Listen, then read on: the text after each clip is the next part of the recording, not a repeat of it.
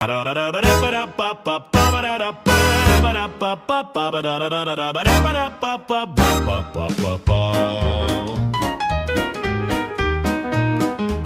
like to say I'm glad to be here, but why start with an untruth? Being here is like reliving my misspent youth. Face leaning on my hand like a fed up kid. Sat here in my robes with one closed eyelid. Every day and twice on Sundays, probable cause from DNA. Your time in advance conspiracy theory is so crazy it's making me weary.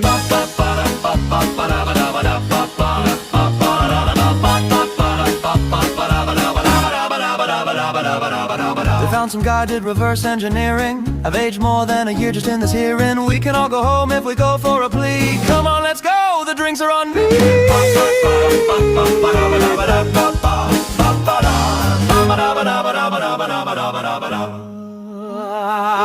Every day and twice on Sundays, probable cause from DNA. Your time in advance conspiracy theory is so crazy it's making me weary.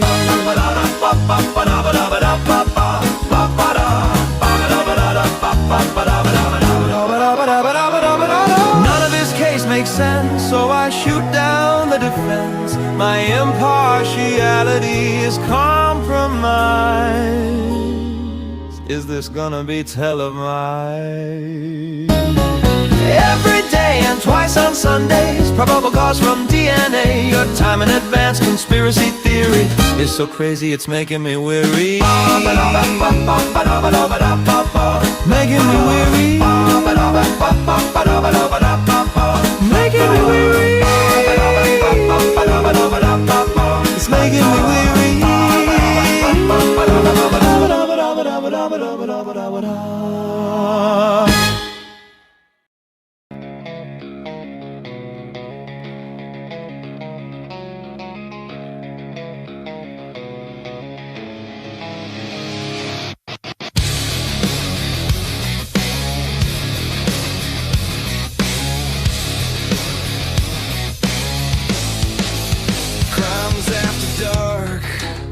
Close the night out right, panel at the table in that half-dead light. Miss Robin in the middle, calling every shot, directing and producing, till the story runs hot. 1-1 from the city, badge heavy on his chest, towing that law like a wicked chain, spitting facts, no rest. Crimes after dark, we close the night outright, tear through the lies till the wrong sounds like a fight. All of the answers buried so deep out of sight. We watch the threads unravel, we watch the threads ignite.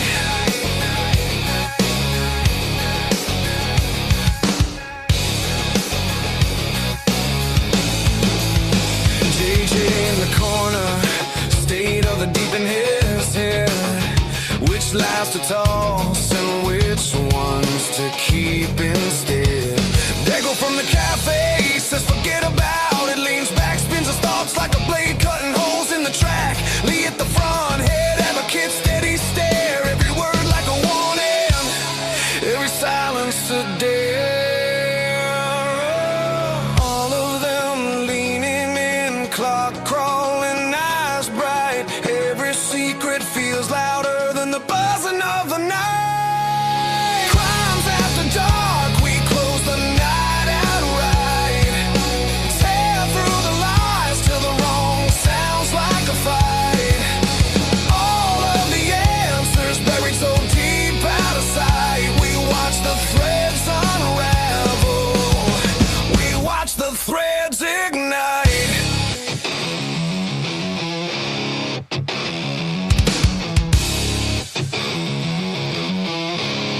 You can bury it in paper, you can lock it in a file, but the truth bleeds through, drip by drip, tile by tile. We're dragging it to daylight, name by name, line by line. If you wrote it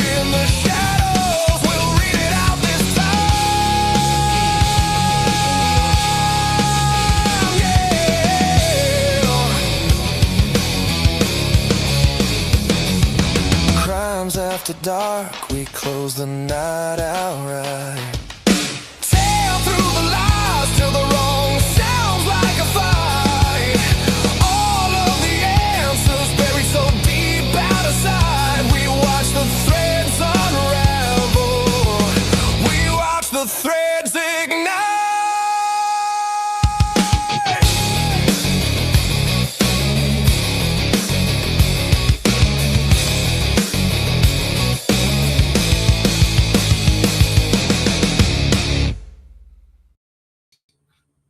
All right, welcome to another Crimes After Dark, and it looks like we are off and rolling once again. It is, what the fuck is it? Is it Thursday? Oh, I did a swear word way too early. Shh, naughty. Stop it. I got to save that for a little later into the show. Welcome again on a Thursday night, I believe. And just to let you know, heads up, I'm going to say this several nights in a row. We are going to move our time up an hour next week. Hopefully Logan's listening because I didn't know if we told her this earlier, but we're moving up 1 hour to 5 o'clock Pacific Standard Time start time starting next week. So I think it'll make it a little easier for our East Coast folks in the U.S. I don't know how it's going to affect the rest of the world because we are an international show. So I feel bad for anyone who gets placed out, but it will in the US at least provide a lot more better coverage, I think. And also we did a after show, which I'm going to do again tonight for members only. And that will let that be a little earlier for people as well. So everything's shifting up 1 hour starting on Monday. All right, let's get at her. They got stuff to talk about today. We got a new Idaho 4 document drop as the state wants to have more stuff not unsealed and not unredacted. And so they've asked for that. HIPAA made a ruling on that. We got that paperwork to discuss. I want to talk about the book Chaos, which I've been reading for members only, a expose, if you will, on the Maryland, on the Charles Manson murders, the Manson murders back in the fucking 60s. But we're going to talk about all the connections I'm finding to Idaho 4. It's crazy things I wanted to talk about there. We got other stuff to talk about, Guthrie stuff to talk about, we've got stuff we've been talking about backstage. So let's just hit it running. Why do I have the hiccups all of a sudden? Anyways, backstage, we're going to put you on order and that you are. So I got Logan up first. What's going on? Did I hear we're moving up an hour for good? Yes. We're really going to try it. We're going to try it. Changed my life. Is that better? It's better for you, right? Oh my gosh, yes. Yeah. So much better. Well, we'll give it a shot. Here's the thing. I'm going to be honest with you. The reason why we're down an hour is because people told me I don't have a big enough, to swing with all the other shows that are happening an hour earlier. Like, you can't compete against all the other big creators that are going at that time. You need to find a different spot if you want to have a chance. So we'll see. If we go up an hour and nobody shows up because I can't compete with all the bigger shows going on, then we'll reevaluate. But we'll try it. Yeah. We'll try it and see if we can hold an audience. So worth a shot. I think so. Yeah, let's give it a shot. I think it would be better for sleep-wise for you guys and everything. So yeah. Yeah, for sure. Well, anything special going on in your world today? Let me think. No, I just got off work. I'm working overtime, so that sucks so much. Oh, we'll man, see. Moving up an hour is going to be a good thing for you. Maybe get you some more sleep in your day. Oh yeah. So all right, well, good. Let's kick this thing off. We'll get Robin up on stage. Robin, are you there? She got the camera off. She got the microphone off. Let's see what happens. What's going on? I am here. Welcome. How's everybody? Good. Give us an update on Essie's situation. I know that she's recovering, right? Yep. We got some of the good drugs today. That's good. Yeah. Oh, right. Whoops. People think I mean the wrong thing. She got some more stronger medication today to help with the pain. And the apparently the ER ortho guy called kind of like the head honcho of ortho and said, look, you need to look at this chart because we think she's going to need you. So apparently this guy, his name is Dr. Dwyer. He is like the, I guess, preeminent hand surgeon in the state of Pennsylvania. So we're very fortunate to live about 20 minutes away from the hospital where he is located. So so she goes on the 18th, which is next Wednesday, for surgery because they couldn't, as hard as they tried, they could not get the wrist into proper alignment. So unfortunately, she's going to have surgery. But she does. I'm telling you, this lady, she is a trooper. And Oxy doesn't knock her out or make her loopy. Nothing. Me, I would take a quarter of a one and be gone. Yeah. There are other bad side effects from taking Oxy too much, but right, yeah. But she's. By the way, responds really well to medication. So, but yeah, well, no, I'm glad that they got the painkillers. The painkillers were a big thing. Like you can tolerate things until they get it fixed if you've got good painkillers, but without that, it's miserable. Yeah, yeah. And I'm sure even with painkillers, it's not super comfortable. But, no, but at least it's not excruciating, and she should be able to sleep tonight at some point. So that'll be a help. Anything else going on, or is that probably enough for your life today? No, that's about that. Between that and work, and let's go do a backstage. God only knows. He's doing some weird shit back there. All right. Well, I'm glad that things are at least moving forward, and that you got an excellent hand surgeon that's going to look into that. And wish her well. And I don't know if she's trying to mod with one hand or whether she's sleeping. Oh, she is. She's modding. Of course. Oh, yeah. Of course. I'm telling you, she's made good stock. I'll tell you. What's up, Dago? What the hell are you doing? You thought you was gonna catch me being dumb, but you did. You did. I did. I'm super hyper. Sorry. I'm glad because I'm low key, so I need your hyperness to bring me up. Yeah, we'll keep it between Dago and I.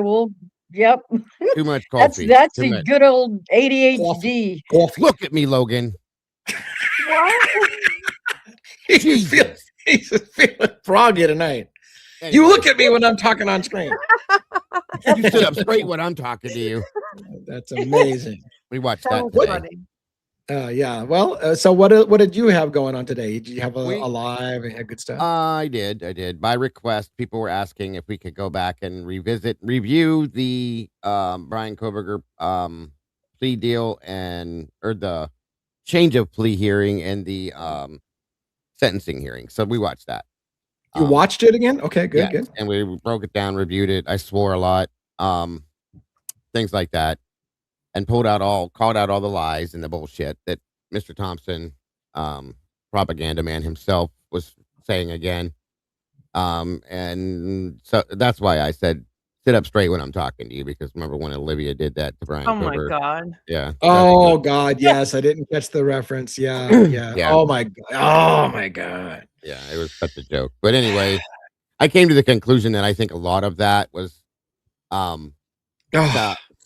what do you call that? When I said it earlier, like she's the question she was asking, the statement she was making was self-reflection about things she thinks of herself, because that's truly how it sounded, and she was pretty much describing herself in some ways too, somewhat. So it is what it is. So we got through that, and that's about it. Really, I did what I did today. Well, it sounds like a good day. It's been a long time since I mean, I think I only watched it once, and I watched it live. I might have watched it one time afterwards, the replay. There's things that stick in my time for me. Yeah. There's things that stick in my memory clearly from when it happened that I'd like to go and see if I remember it correctly, because there's things that I caught that other people didn't catch, but it's been a long time now. So by the way, happy birthday. Yeah. Happy birthday to you. Should I sing you Marilyn Monroe style? Oh yeah. Mr. President. Oh yeah, I could do happy Mr. birthday, Mr. Lee. So much for keeping it on the down low. Keep it on the down low. But no. Well, thank you. Yeah, thank you very much. So I hope you're having a great day on your birthday, sir. It's adequate. It's adequate. Yeah. So I get to hang with all you guys. That's always a good thing. That's the highlight of my day now lately. So yes, I heard you had a steak dinner. I did have a steak dinner. Yes. And it was very good. It was very good. It's good. Good stuff. All right. 1-1. Ah! Why am I yawning? 1-1. What's going on? Hello. Evening. Bros and hoes. Yo. Bros and hoes. Who needs sleep? Oh, it's overrated. Me, I do. You need powers. Yeah. So that's where we're going to move up. Get a pen, get a notebook. We're gonna do some more police lessons. No, just kidding. You teach He's another gonna- class today? Yeah. He's gonna have Nick, school. you had a 30. You took us like I know. 37 minutes into the show yesterday before you got to your monologue. And I was just getting started. Trust me, we did a 2.5-hour show on that the one Sunday night on the whole Terry stops with the Luigi case. It was Yeah. good. Yeah. Yeah, All right. What do you got? You got a monologue for us tonight? I do. All right. This is good to be alive in the den on a Thursday night. Sure yeah. is. Juliana, Jackson, and to my beautiful wife. Love you guys always. Some nights disappear into memory, and some nights refuse to let the world forget. November 13th, 2022, a small college town, cold air, dark streets, and inside a house on King Road, 4 young lives were taken. Not statistics, not headlines, not internet debates, 4 human beings. Kaylee Gonzalez, Madison Mogan, Santa Conrodal, Ethan Chapin, friends, children, students. People who woke up that morning believing the future was still theirs, but something happened in that house, something violent, something permanent. And when the sun finally rose over Moscow, Idaho, nothing would ever be the same again. The silence left behind that morning has been filled with questions. Questions about what happened, questions about the evidence, questions about whether the full truth has been uncovered. Because in cases like this, truth matters more than comfort. Truth matters more than narrative. Truth matters more than anything. And here on Devil's Advocates, we ask the questions that refuse to go away. Not for spectacle, not for clicks, but because 4 people lost their lives. And the truth about what happened to them matters. So tonight, we step back into the shadows of that house, into the timeline, into the evidence, into the details that still keep people awake at night. This is not rumor. This is not noise. This is the search for truth. Welcome to Devil's Advocates. And a little extra something special tonight. Today isn't just about another candle on a cake. It's about celebrating the person who brought a group of curious minds together and turned it into something far bigger than any of us expected. You're more than the boss of Devil's Advocates. You're the voice that starts the conversation, the mind that asks the questions others are afraid to ask, and the steady hand that keeps the show moving when the stories get dark and the truth gets complicated. But beyond the investigations, the research boards, and the late night discussions about justice, you're also a true friend. The kind of friend who inspires people to dig deeper, think harder, and care more about the truth and the victims whose stories deserve to be told.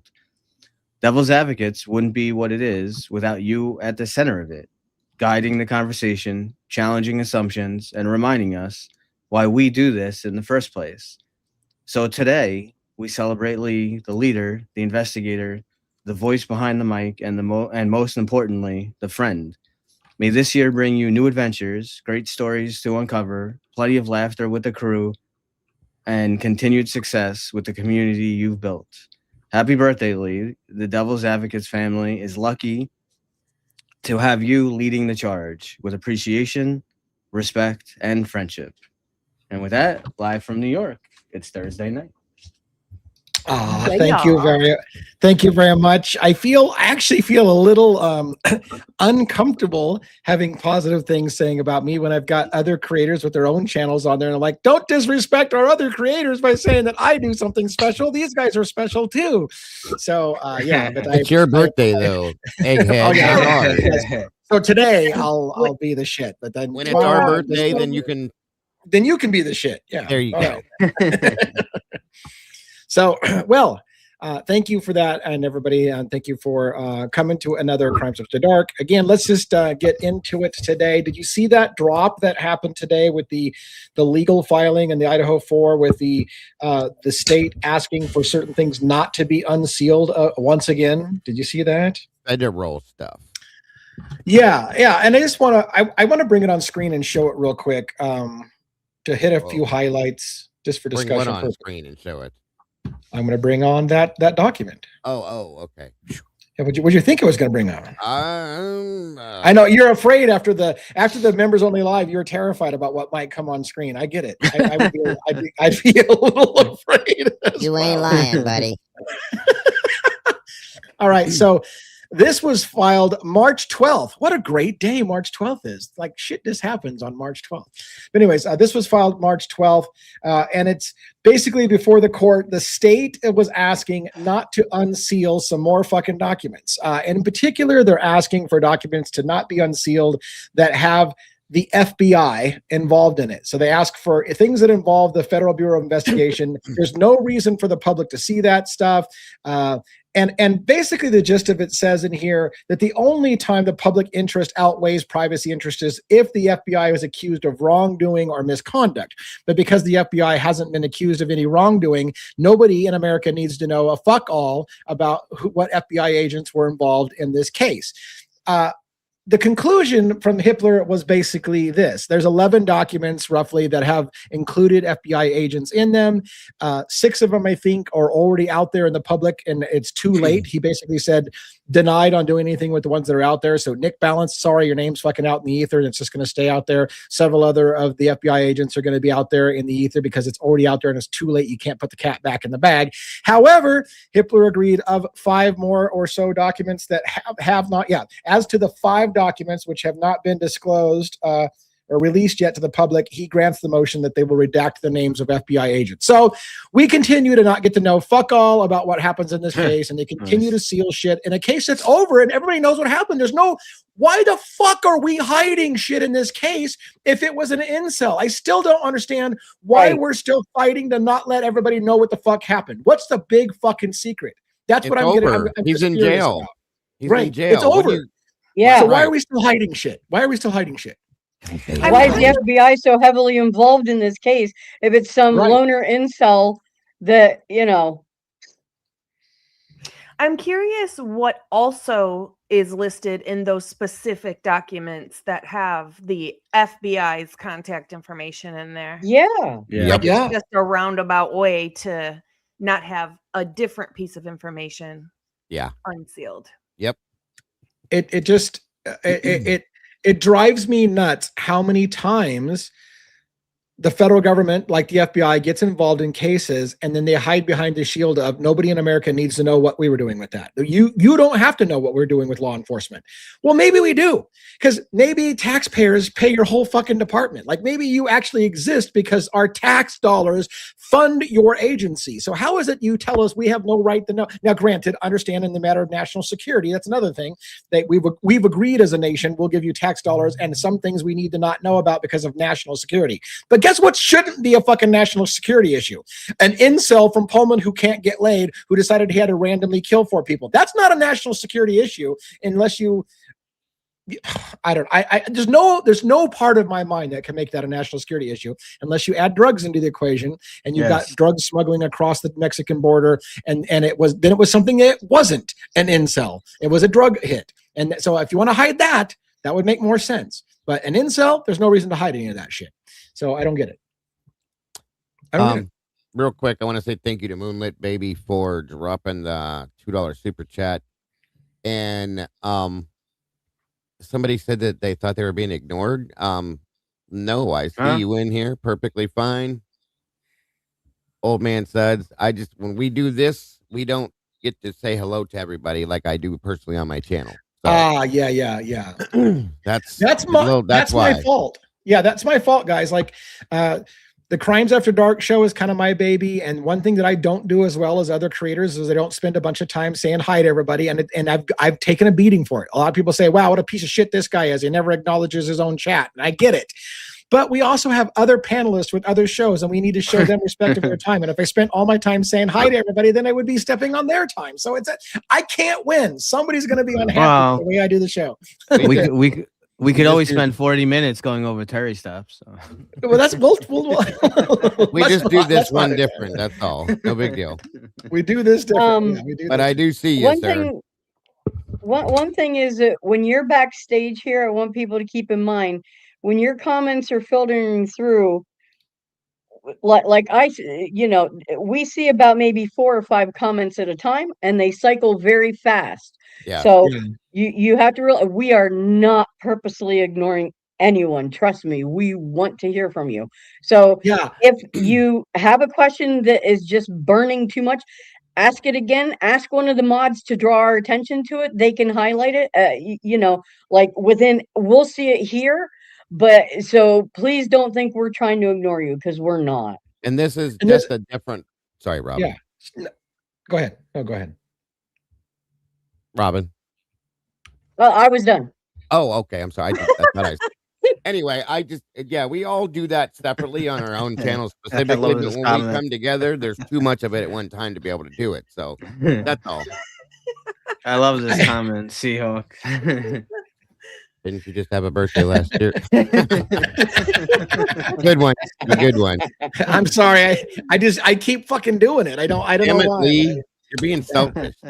So look, I will say this too, like in StreamYard, all of our chats are combined, but I've got to so I shouldn't have to do this, but I'm going to. So I've got a super wide monitor where everything gets really pushed to the side. So it's a tiny chat that has all of our chats combined, and my old eyes would not see it unless I put on glasses and shit. So I can't see all of our combined chat real well. I can put on my screen over here a chat, my own, and I can see my own, but I can't see all the other chats. So it's really hard. And so I've made a decision.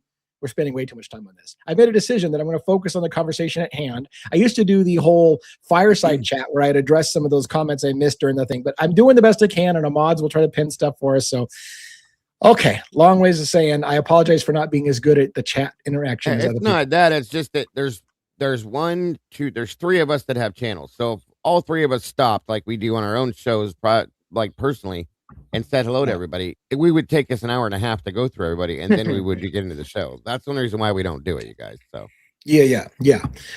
So the Idaho sealing documents thing, it's par for the course. I don't know what to really think about that, other than it drives me nuts. But that I think it almost proves. I think it almost shows that there's an operation going on. Right. I mean, why do we need to hide everything? And they said, the letter says something about danger to FBI agents. The public could cause it. Why would the public be mad at FBI agents for an incel that killed a bunch of people? What does the FBI have to do with that? Like, why would people be like, what do you think you're protecting the FBI against, unless there's other fuckery that you're afraid is going to come out, and people will get angry when they see what the FBI did in this case? Like, okay, I will say in this case, there are some anger with the FBI. And Taylor, we don't know how the FBI doubled the snip in size. We don't know how it's done, and the FBI won't tell us. Some people are angry about that, but to the point that they're going to kill federal agents? No. So what are you hiding behind? Can you not handle some questions? Can you not handle scrutiny? Can we not just have an open and frank discussion? And hey, by the way, isn't it okay for us to just hold you accountable? Hey, who did the work on doubling the snip? Can you guys explain that? Is it wrong for us to ask the question, how did you double the snip? How did you double the size of the DNA? Is it wrong? We're not allowed to ask the question. That's dangerous to you. Questions are dangerous to you. Anyways, I mean, that's what a detective does. That's what you're supposed to ask. He's supposed to ask questions. And if it doesn't pass the sniff test, then you throw it. Then we go on to something else. That's how you get to the truth. Which one or all of us wants to address the question about whether or not I guess the question ultimately is, what did Dylan say and what does she describe? Do you want to talk about that a little bit? I mean, look, before I get into the bow thing, let me get into this. Pavarotti said the only thing it can possibly be is a gun. That it's the only thing it can possibly be. What else can it be? She described a triangular shaped thing at the end of a cylindrical thing, and the only thing it can be is a gun. Other people say it's a bow, and it's the only thing it can be. So I've heard a lot of things about what it can be. It's a vacuum, and it's the only thing it can be. Koberger was cleaning up after the crime scene, and but wait a minute, the new person, Asget, said he was carrying a GoPro in his hand and was probably filming the entire event. So I don't know what Dylan saw. That is a curious question. But do you guys have thoughts about whether or not what do you guys think she did see or was describing? I'm curious because I've heard a million things about it. I'm trying to think of what could be like cylinder-like, but she's not explaining like something big that's cylinder. She said a small cylinder that comes out like a triangle. And then I can't see it. What does that mean? I know. I can't know. see it being. I can't see it being a gun because even someone who knows nothing, who knows zero, they know what they would say. Oh, that person was holding some kind of rifle or a gun. Like if it was a gun, they would say a gun. Yeah. I would argue the same thing with a bow, but if she saw a bow, she'd probably recognize it as a bow. And specifically a crossbow, because crossbows can be tricky if you don't know how to operate one properly and keep the safety on properly. I mean, you could shoot yourself in the foot with it. It could go off. Actually, you have to really know what you're doing with a crossbow. It's not a weapon that just anybody knows how to shoot. And I know because I have several cousins who use them for deer hunting. So they're like no joke, even the smaller versions, because there are smaller versions of crossbows. So you have to be careful with them, just like any weapon, because they can be, and especially if they're not maintained properly. Those safeties, that's kind of risky business to go into a house where there's at least 3 people or so that you're going to be going after, and to try to reload that on the fly is way riskier too, because it's not like a gun that you can just shoot repeatedly. I mean, you have to reload those arrows. So I don't see anyone going in that house with a crossbow. Real quick, thank you, Bianca, for the $10 donation to our upcoming FOIA. I appreciate you so much. And one of the I'm sorry. I said nice. That's all I said. Sorry. One of the things that was talked about before, and we kind of approached it a little bit, was a beanbag gun. And I went on one of my lives. I pulled up it's a smaller version. There's multiple different types of beanbag guns, but one of them is literally this big. Okay, it's a tube cylinder like this. It has something on the end that is somewhat triangular. And I mean, if it maybe I don't know, but it could explain some of the damage done to Kaylee's face, possibly, if that was actually, because those things come out of there like wildfire, folks. They can do damage. Period. So what I want to work through is the logic. If it's one killer, what did he bring in? 2 weapons, and then what? Set one down while he attacked with a knife for a while, and then picked it back up again and took it to another room. I don't believe it's one killer. Like you're not holding 2 weapons, like a crossbow in one hand or a bow in one hand and a knife in the other. So it either means we're suggesting more than one killer, and one of them is the one that was holding that weapon, or you think that the killer put the weapon down so they could use because you're going to need. Look, you're getting to the point ridiculous now. If you think one person can kill four people in like 8 minutes by himself and have something else in his hand, by the way, at the same time, right? At what point does it become impossible? So it has to either be multiple people, or I don't know. And here's the thing: like my gist. I was just watching some more talk about Dylan. My part of my problem is I don't put a lot of weight that Dylan saw anything. I don't. So I'm not going to spend a ton of time personally trying to figure out what Dylan saw, when Dylan even says, I'm not sure what I saw. I don't know what I saw. I don't know if it even happened. It may have been just a dream. So how much time will I spend trying to break down what Dylan saw when I'm not sure Dylan saw anything? Yeah. I'm not sure. She's not sure she saw anything. I think it's all a con, though. Or is that what her attorney told her to say? Yeah. Yeah. But that's for you on the screen, Lee. Oh, That's- thank you. yeah. It's for the Not Coffee Bitch Fund. I love it. Yeah, that's This is great. Not Coffee Bitch. I Thank think you so much. I think she was informed by her attorney, like, okay, you got to do these interviews. When you answer a question, make sure you give 5 different answers so that they can't, Right, they right. can't hold you to Can't one. hold Can't you to nail you nothing. down to anything. Yeah. And we'll Well, pick the one that we yesterday- want at trial time. Yesterday, Pav pretty much proved that there was at least one other person with the whole fingerprint thing.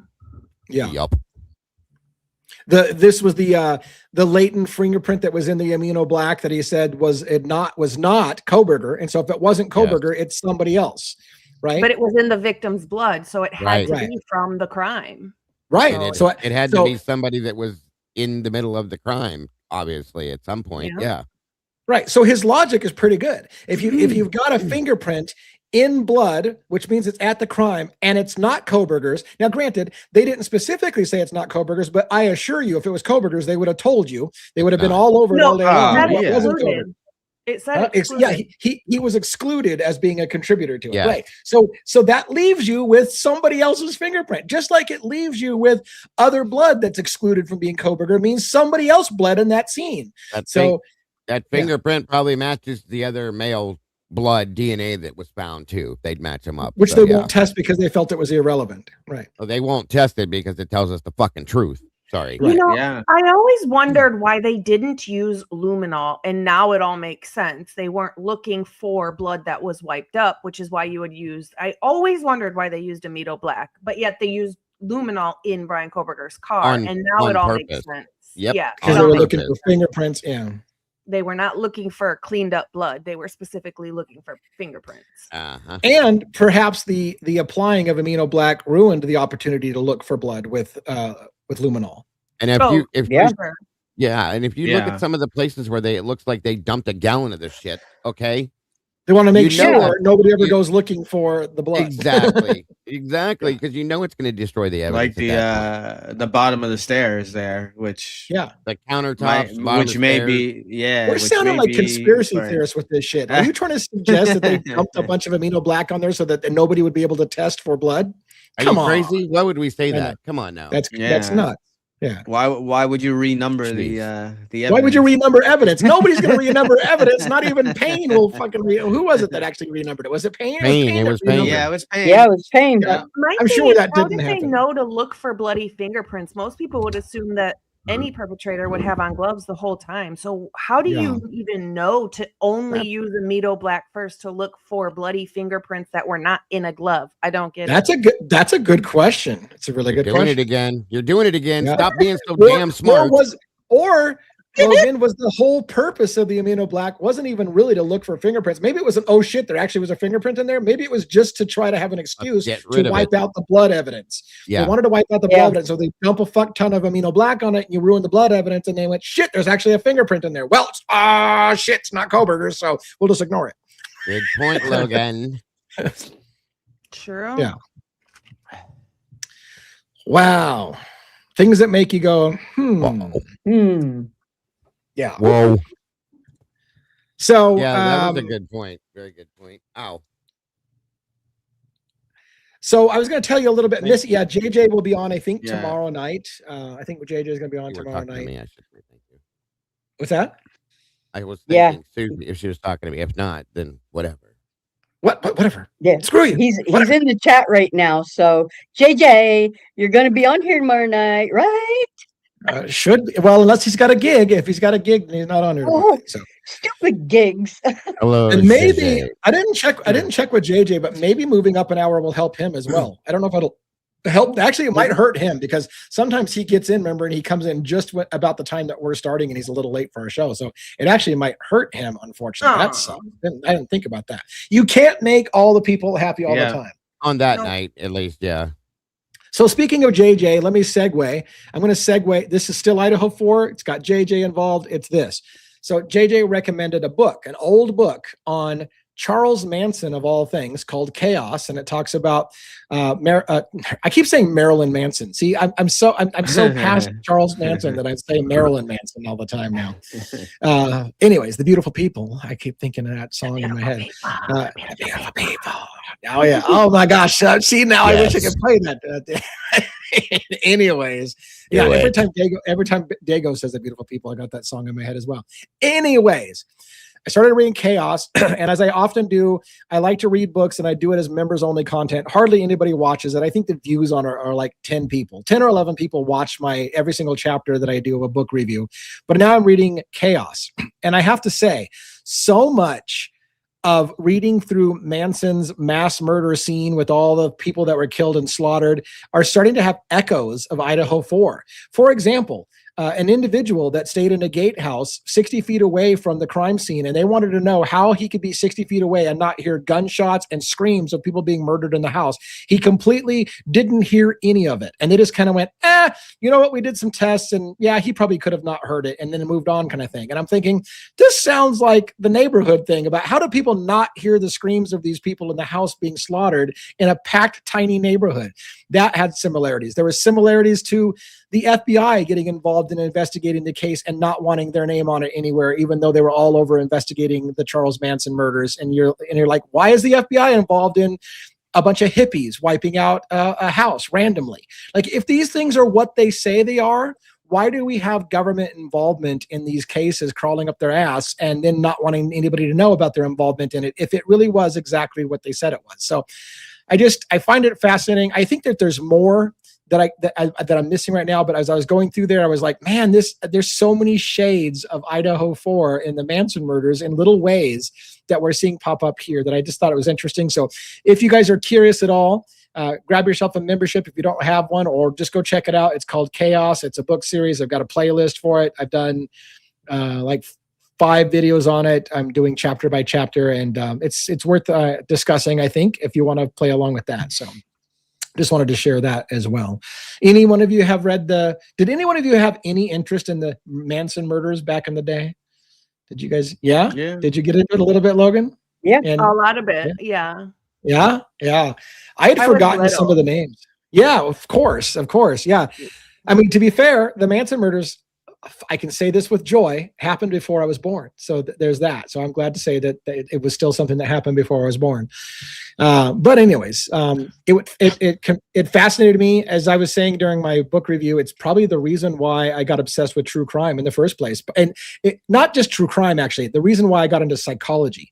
I wanted to know how one man, Charles Manson, could control the minds of other people. Because when I found that Charles Manson didn't actually commit any of the crimes himself, he didn't stab anybody, it was all his cronies. At that, how the hell did this man control other people's minds to make them go do something on his behalf, and he didn't even have to lay a hand on anybody?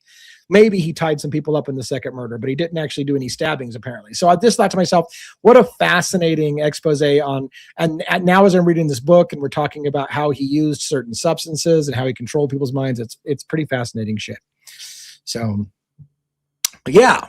I went back and forth. Yeah, with it's that as really a good. young child, back and forth in my head and talking about it, how he didn't physically do it. So, I mean, but I get it.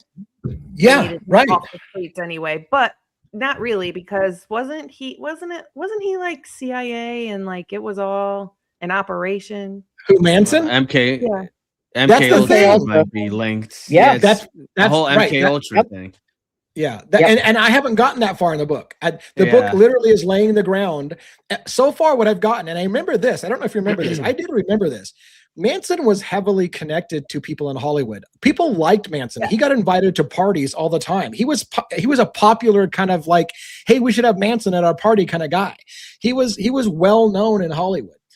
And so when people act like he's just this freak hippie that like randomly, like they don't realize that a lot of people wanted to distance themselves with the fact that he was a popular guy in a lot of circles.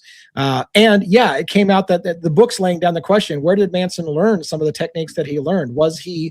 Did he learn techniques on brainwashing and how to control people with that from the government itself?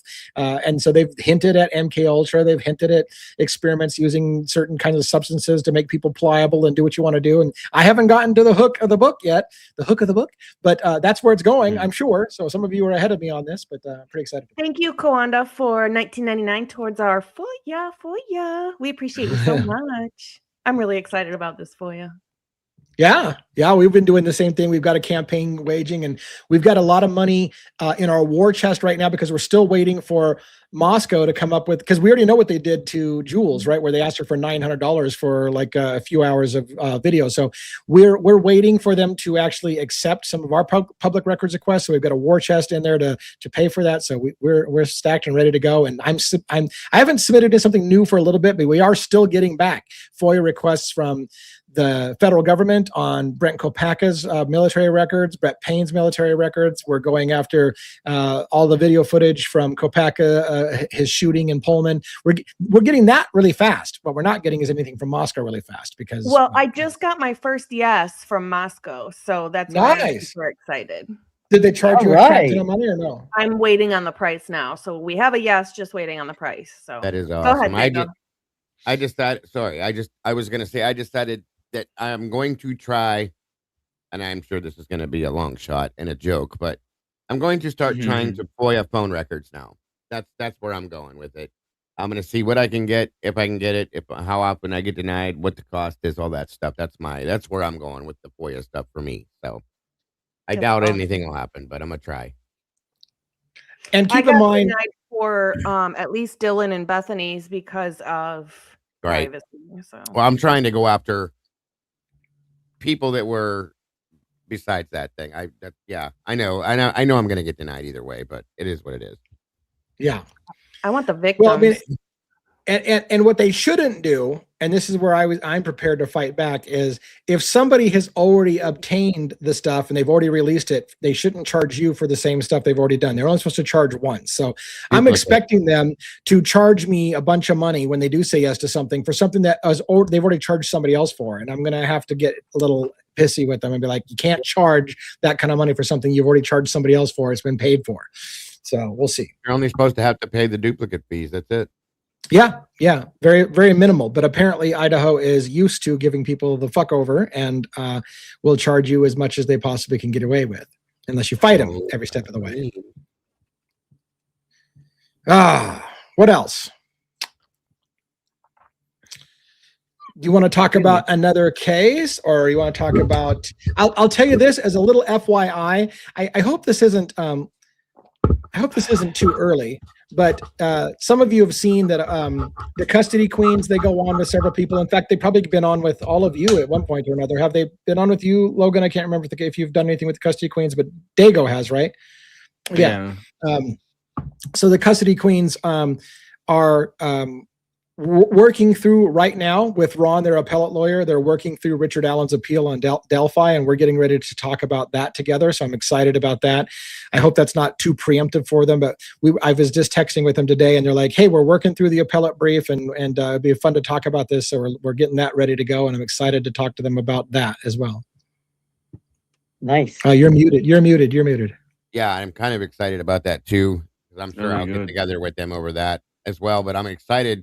That reminded me, this coming Saturday when we do the verdict room, we are going to be joined, myself, Miss Logan, Kim, and Mikey from Last 24. We're going to be joined by Kevin Curtis, Washington State defense attorney, that will be in there. So we're going to be jumping into that with him, and he's an awesome attorney. He's a great talker, so I'm really excited to be doing that. And hopefully we'll be pulling some information out of that to be able to bring back to talk about over here as well. So yeah, I'm really excited for that. Yeah, for sure. So we're all working our asses off in different areas, and hopefully we can bring it all together and share it as a group and discuss the things that we're going down. By the way, I see Jody from Defense Rests in here, and I know we don't talk about it a lot lately, that the Letcher County, Kentucky situation is not over. Jody and I are, well, first of all, I've been really busy, so I haven't been able to communicate with her as much as I'd like to, but Jody sends me stuff on a regular basis, and we are planning to get together very shortly. She's got a whole bunch of new shit, Jody does, because she's tirelessly working on that. So Jody, I'm looking forward to getting together with you and getting that worked out here soon. So Letcher County, like I said, we're still working on that case. We've got things that are kind of on the back burner, but are coming soon. So pay attention, or whatever, hold your hats for that, because I think it's going to be a good one too. So we're right on the cusp, right, of some Delphi, Richard Allen, kind of possible things happening as the state needs to respond to the request for the appeal. And again, we've got the custody queens that want to talk about that as well, so we'll probably talk that over with them. We've got, again, Letcher County, some things that I'll bring out here shortly. Nothing kind of new yet lately, I don't feel like, on Lisk, Rex Heuermann. We don't talk much about it anymore. Seems like people just haven't really caught on to Rex Heuermann. But the last thing I saw of Rex Heuermann's was they had a bunch of like, I can't remember what they said, that he had contacted like 60 sex workers and had like hundreds of communications with them. And that was relatively new information that was released. The reason why it's a little harder to talk about that on this show is most people don't feel there's any mystery in the Rex Heuermann thing, right? They're like, he's the killer. He's obviously the killer. What's the mystery? In no way, shape, or form are we going to question whether or not he did it. So it has less of an appeal. I haven't been able to get people interested in one. We have the unsolved case of Shannon Gilbert, which still is out there in a mystery, and John Ray, Attorney John Ray, is still fighting that fight, and that's a huge thing. And also, I think that there is some massive fuckery, if you haven't watched any of the documentaries on Long Island serial killer, with Suffolk County Police Department and stuff like that, and there's some major shenanigans going on there that are worth getting into. But until such time as people show some interest in it, we're kind of keeping it on. We're watching it, but keeping on the down low and the back burner. What do you guys have going on that you want to talk about? Yeah. Isn't the mystery with the Long Island serial killer Rex guy, isn't the mystery the Shannon or whatever her name was? If Shannon Gilbert? Actually, killed her or not? I mean, it is part of the mystery, and officially they're not saying that she's one of his kills. And in fact, he may not have been there that night, but she did have a run-in with Rex Heuermann before. She had met Rex Heuermann. Yeah. There's affidavits that say that she had a run-in with Rex Heuermann before. So she knew who he was, and she was used to going out to that area to party, and Rex Heuermann apparently went out to that area to party. So they certainly had connections. He was, right. He was seen leaving from the same hotel. Yeah. So remember, the I mystery I asked him about that. You asked Rex Heuermann about it? No. No. Are you holding out on me? How did you get in? I asked him about it. Like, what the fuck? You asked Rex about it? I did grow up 7 minutes from his house. Right. So. Right. Yeah. Yeah. So yeah, there is a mystery with her death, right? Which is that she was found in a marshy area, which they said she had just accidentally wandered out there and drowned in her, induced psychosis, that she was running away from demons, that it weren't true. And she was, whatever the case may be. John Ray believes it was a murder. He had one of the top forensics guys, Baden, come in and do an autopsy and say that it showed that she had their hyoid bone in her neck broken, as if she had been strangled, and had no signs of water in her lungs that would indicate that she drowned, like they say. And yet they simultaneously block him from looking into her death because it's an ongoing investigation, while telling the public that it was an accident and she drowned. And John Ray has tried to argue, how can you both simultaneously say it was an accident and she drowned, but say it's an ongoing investigation? Those two things aren't compatible. And they're still pulling that game to this day. That's crazy. Right. There should be a time limit. Like if it's 20 years or something, it should then become a not really viable investigation, in the sense that you can't give out info on it. It's just they can just say that and not have to give out anything just because, and that's not right. Yeah. Well, see, I already had somebody. I mean, the crazy thing was that, again, fuckery with 911 calls. I mean, them saying, I can't. Yeah, it's just hysterical is not even the word. I mean, it's like pathetic and sad. Like, you don't have to know anything about law enforcement or anything or forensics. How can you hear that 911 call and say, like, oh, there was nothing alarming there? Like, what? Right. What are you listening to? Thank you, Critter, for the $9.99 towards Star FOIA. You guys are so great. Stacking up your FOIA is fun. Yeah, look at amazing. That. There you go. Yeah. Good people, get on board. We'll file them if you support him. It costs money to fight the good fight, so I think all of us have a fund set aside for spending your money for that specific area. So thank you for supporting that mission. We try to. That's true. Peaches. And thank you, Peaches. Yeah, thank you as well. Appreciate that. That's amazing. Thank you so much for the support. I love it. Like the gifts are flowing. People are in a Randy mood. Let's do this. Anyways, I'm pretty excited. Although Wait, I saw. Wait, I'm confused. Who's Randy? Oh, I don't know who's Randy. I'm Randy. Oh, okay. Hey, Randy. Nice to meet you. Sorry. Gosh. Anyways, yeah. I digress. Did you? Oh, nope, it's the 12th. I was going to talk about Delphi and see if we were any closer. Don't they only have till the 30th? Think. The state, or did I they believe respond? so. They haven't I think the responded. state does. Yeah, the state. I think the state has to respond. I think I made a mistake when I did the video the other day. I had stated something like a decision was going to be made by the appellate court here this month, and I think it's actually the state that has to respond to their counter. So it'll be the appellate court deciding after the state says no, you shouldn't accept these people's appeal, and here's the reasons why you shouldn't. And by the way, appeals are an uphill battle. It is hard to get things through an appeals system, which is part of the reason why I'm kind of excited to talk, if I can get the custody queens and their appellate lawyer as well, to talk about the appeals process and how realistic is it that Richard Allen will actually get his appeal heard, or will. And again, you know what it feels like a lot of times, and I saw this in the Luigi Mangione case. A lot of times it's a creative writing exercise. The prosecutor writes a document that is really good, really well written, and you're like, well, fuck, there it is. The prosecutor's got it all laid out. And then the defense comes in, and if they're good, they write a superior document. You're like, well, shit, this guy should be let go. And it's an exercise in creative writing, like which one of them can tell the more compelling story. And then a judge has got to hear both of these fantastic arguments. No, you shouldn't. Yes, you should. And decide how they're going to rule. And it's tough because they make really good arguments on both sides. Very good point. Yes.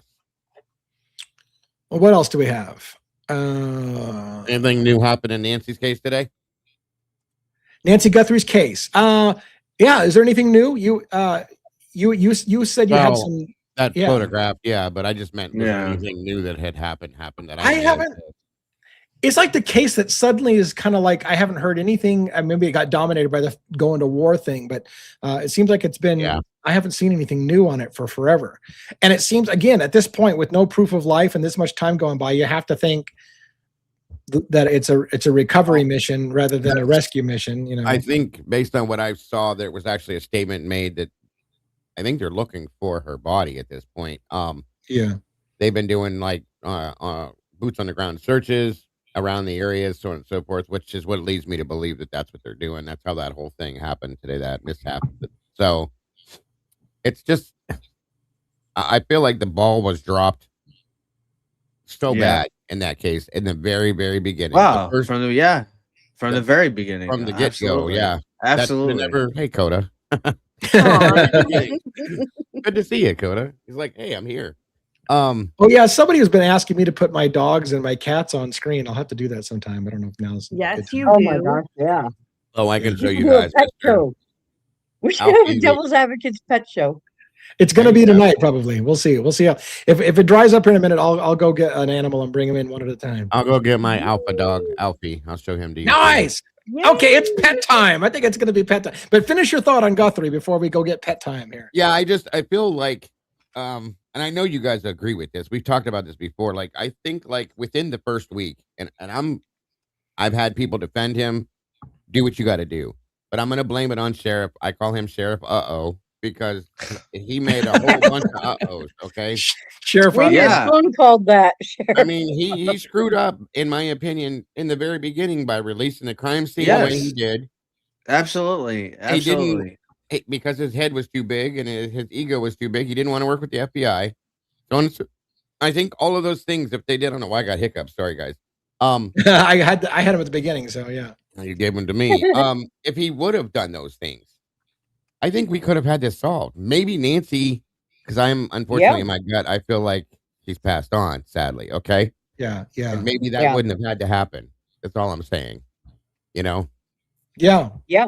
It's a problem. I feel really bad for that family because I feel like things did not need to go the way they did. And here we sit now. They're searching for a body as compared to the fact that they could have maybe found and stopped the situation early on. And it's a big That's a damn shame. That's all I'm saying.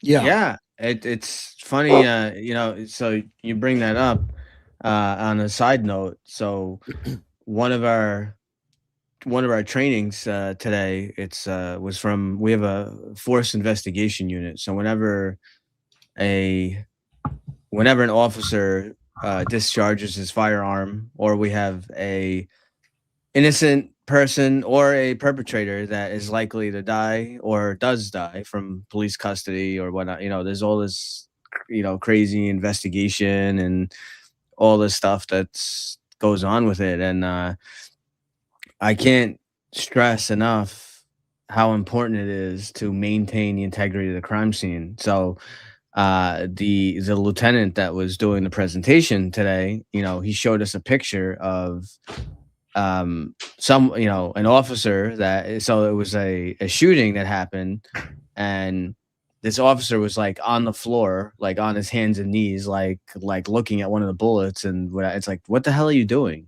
Like, this smallest little thing, every little, you have to think about that. You have to really take it like this is one, if this was your family member that was involved in this, you would want every possible little piece of DNA. And every person, every animal, every person that walks into that crime scene has the potential of leaving, whether on purpose or not.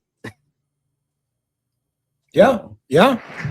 Well, as an aside, I forgot to tell you this. I don't. Some of you may have been here a long time ago when I got a brand new kitten. We called him Xander, the crime-fighting kitten, and he made a couple of appearances. Xander is not so little anymore. This is the kitten you may have one time seen as Xander, the crime-fighting kitten. That's Xander. Xander is making his appearance on camera after growing up and becoming a big boy. And he's kind of sleepy because I just woke him up. So he's beautiful. Anyways, sorry to interrupt there, 1-1, but I was going to grab a cat. Oh, look, there's a dog on screen. Look at that. Look at that. Nice. Who's that? This is Alfie the alpha dog. Alfie the alpha dog. Or Alfred. Yeah. Oh my gosh. Nice. Oh, and there's Carter. Over here. There my guy's upstairs. So like it, dude. Is it a bit? Yeah, your guy's big, but it have to take over the whole screen. Yeah. Yes. That's a big cat, Lee. I know it's a big cat. Yeah. I'll go grab another one. I don't know why. Because my cat's outside. I can't. He won't come to me right now at all. What's going on? Say hi, buddy. He's cute. How old is he? He is a year and a half, going on 2. Aw. Now, what breed is he? I'm pretty sure. What are you? He thinks he's human. What are you? You don't know. Pekingese. Pekingese. Aw. He's them Pekingese, huh? Say hi. Yeah.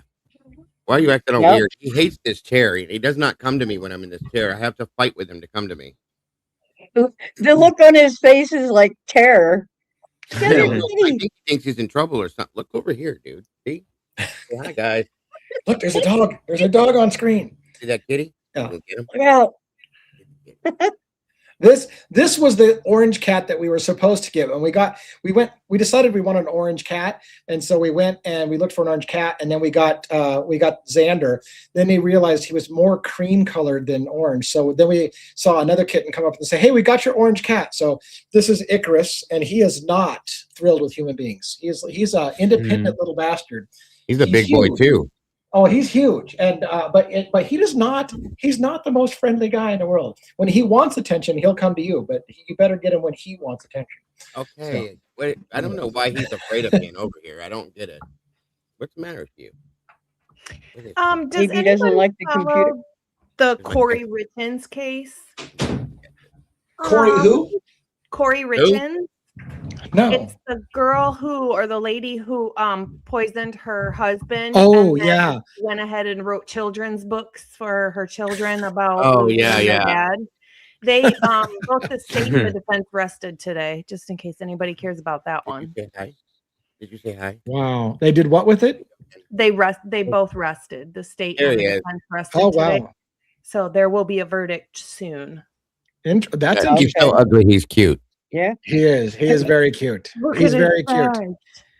He was has cute. attitude. You should have seen him when he was a puppy. I could not put him down. Oh, I bet. Yeah, he's super cute. Super cute. Say bye. Say bye. Aw. Bye-bye. Bye, Elsie. This is Oscar. This is Oscar. I had for 18 years. Oh, yeah. Aw. We've got a similar thing. We had to put our favorite cat down and they're memorialized in And a then piece of glass. Oliver's outside. He won't come to me right now. I don't know why. Probably because he knows he hates this. I have rats. What the hell are you talking about? What? Dago Yeah, has rats.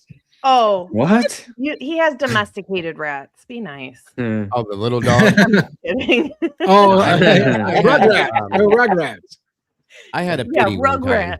He was twice the size. I had a pit bull mixed with how does this work, Logan? I'm not very keen on dogs. English pit with something else, some kind of bully or something. Anyway, he looked like a cow. He was huge. Was he mixed with Mastiff? Nope. No. There were two different types of pit bulls. English was bulldog. tall. Yeah, there are the two They were different types. tall Yeah. and wide. Not English bulldog. American bulldog That's and it. pit That bull. was American bulldog. That's what and Bronx is. but he was like 5 times his size. He was monstrous. Yeah, they can get really big. And he looked like a cow. His pattern, like his color pattern, he looked like Aw. a cow. I His name was love it. Eddie. Really quick, by the way, because we don't have any real set topic tonight, and as a lot of times we don't, if nothing's breaking in the news. So if you guys want to come on screen, this is a good opportunity to take a live caller or two. Come on. So Robin, if you want to throw that out there and throw the thing, and if you guys want to copy it and paste it, put it in our private chat so the other channels can throw it on there as well if they want to have somebody on their side come up to our StreamYard Backstage. We'll get that and get It's in an the private opportunity. chat, and I'll put it in our chat. In addition, I will do a members only live later tonight for more intimate questions. Oh, believe me, it gets intimate. We had a hell of a night last night. In fact, I got a violation from YouTube saying you can't talk about the shit that you talked about last night. And make money. I know. They did too. But it was funny because I didn't even mean to have monetization turned on. So they just said you can't monetize this, and I'm like, I wasn't planning on monetizing it. But anyways, it is what it is. But we have real frank conversations when we get in there, apparently, because that shit went off the rails. So I was informed I was supposed to tell you about Tomboy and Seahawks fans' cats. They have lots of animals, by the way, and all of their cats have the most interesting names. I'll just put it that way. And it was kind of interesting when I found out. They have named, and I'm probably going to mess it up, but I know the names of their cats are Meowse.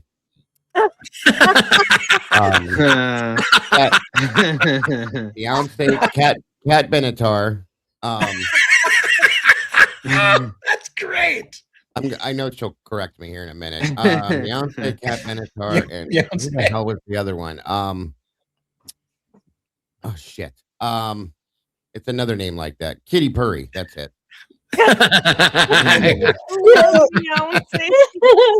That's awesome. And their cats like literally will sit on Tomboy. Like when we're in the Discord, her cat will sit here and literally like give her a fucking full bath and clean her and try to eat her food. And I mean, her cats are a trip. It's hilarious.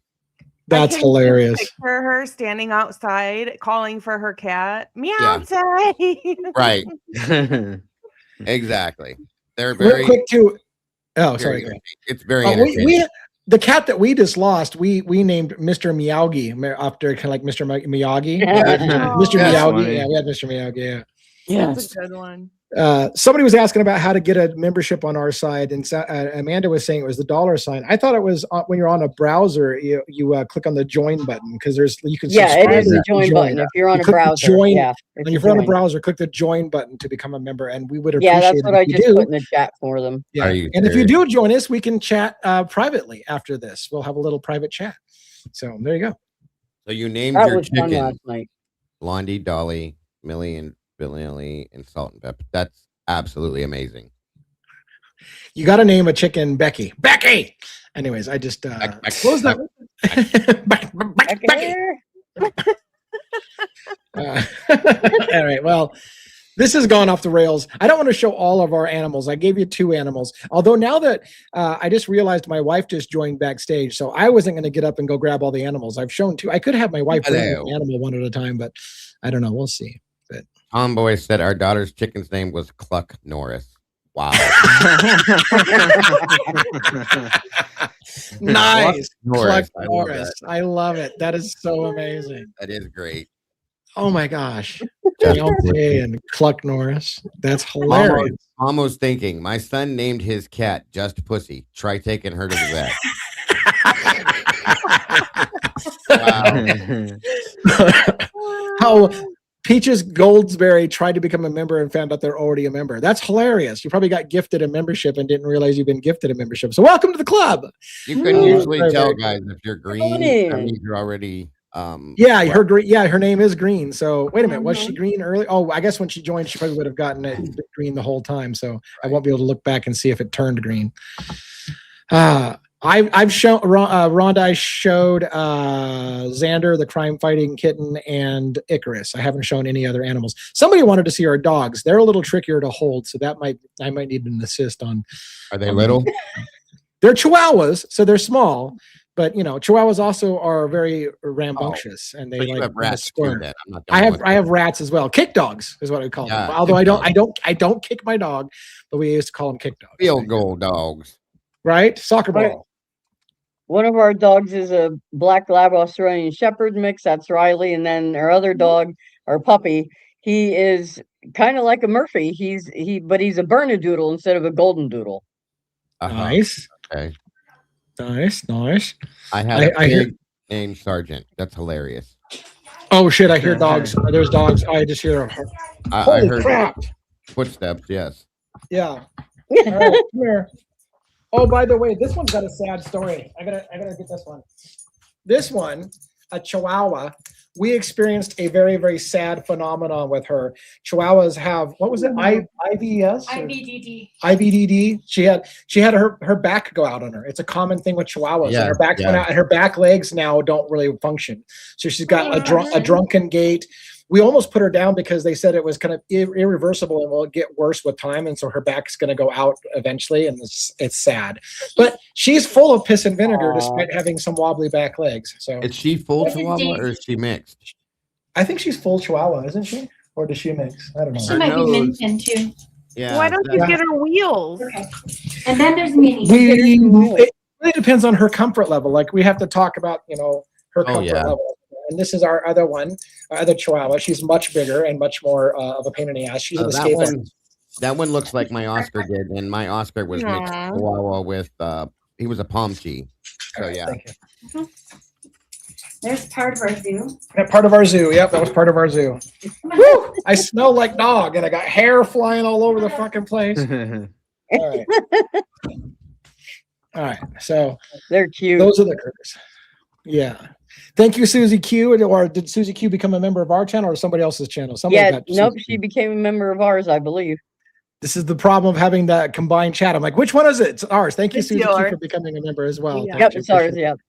Hang out with us tonight if you're a late nighter, or I don't know where you're at. But by the way, I threw the link for anybody that's on my side of things. If you want to join the panel over here, the link is in the chat as well. Feel free to jump up here and give one of us a hard time, I guess. Yeah. Yep. Oh, speaking of a hard time, I have a new antagonist on my channel. There's a guy, and I won't even mention his name, but all he's doing is going on multiple of my cases and shitting all over my videos and what an idiot I am. And I'm like, it would have been one thing if he had picked one, but he's picking multiple of my cases and shitting on me on all of my things. So I'm like, this guy's new pastime. And I have to ask him, like, why? What motivates you to come to a channel you clearly don't agree with and just spend all your time fucking shitting on my videos? Like, what? It's gotta be personal. He's jealous. Yeah, he's jealous of you. Yeah. It's weird. If you have haters, you're doing something right. Yeah. I guess. Yeah. You must be jealous. Invite him to the panel. Well, that's what I'm saying. Up. We're inviting people up. He'll probably my heckler will come up here and shit on me on camera. Maybe he's not smart enough to do it on his own, like do his own channel. So he's gotta if he can stand. Says that the weirdos are coming out again. Oh, you got 2 more kitties. Oh my God! And they're getting the lights. Wow. And Calico. these, these girls we these Look at the these one are with their Mex- arm these are these are Mexican kitties. These girls we got both at you can take them because they're squirrely. We got them during October from a rescue that got them from Mexico, and so we named them because of their coloring and stuff like that. Holy crap! I'm going nuts. I can't even get them turned over to my wife. How many do you have? We have 4 cats and 2 dogs. You've seen them all now. That's So anyways, Oh my God. yeah, so we called them Pumpkin and Cece for candy corn. So we named them after Halloween theme. So Pumpkin is one of them, and candy corn or Cece. We never call her candy corn, we call her Cece. But for pretty. candy corn and pumpkin. So I like their color. I love Calico. Oh, we got someone. We have a taker. Like We gotta take her. And I gotta take a wicked piss. I'll be right back. Of course, you gotta take it. Bail out before the show goes to shit. Thanks for sharing, 1-1. Wicked piss Gotta take out. All right, are we ready for Critic Rick to come up on stage with us? Let's Yeah. do it. Let's do it. I can't wait to see how this goes. Let's hold on. I got to get my mouse. I've got 4 cats, 2 dogs, and a mouse, but I can't get control of my mouse. All right. Critic Rick, are you there? You're muted at the moment, so make sure you unmute yourself. Isn't he from your community, Logan? Oh yeah. I thought so, yeah. I've seen him in mine once or twice. You are live. What's up? Can you hear us? Oh, I can hear you so faintly. Hey, what's I up, think DA? you've got your mic turned on. How but are it's- you all? What? There he Oh, is. good. yeah. There we go. There you Here are. we go. Excellent. We got you. What's going on? Delay. Can you hear me? Yes. Yes. There might be a delay, Rick. You might have to refresh your screen and it might bring you closer to where we're at.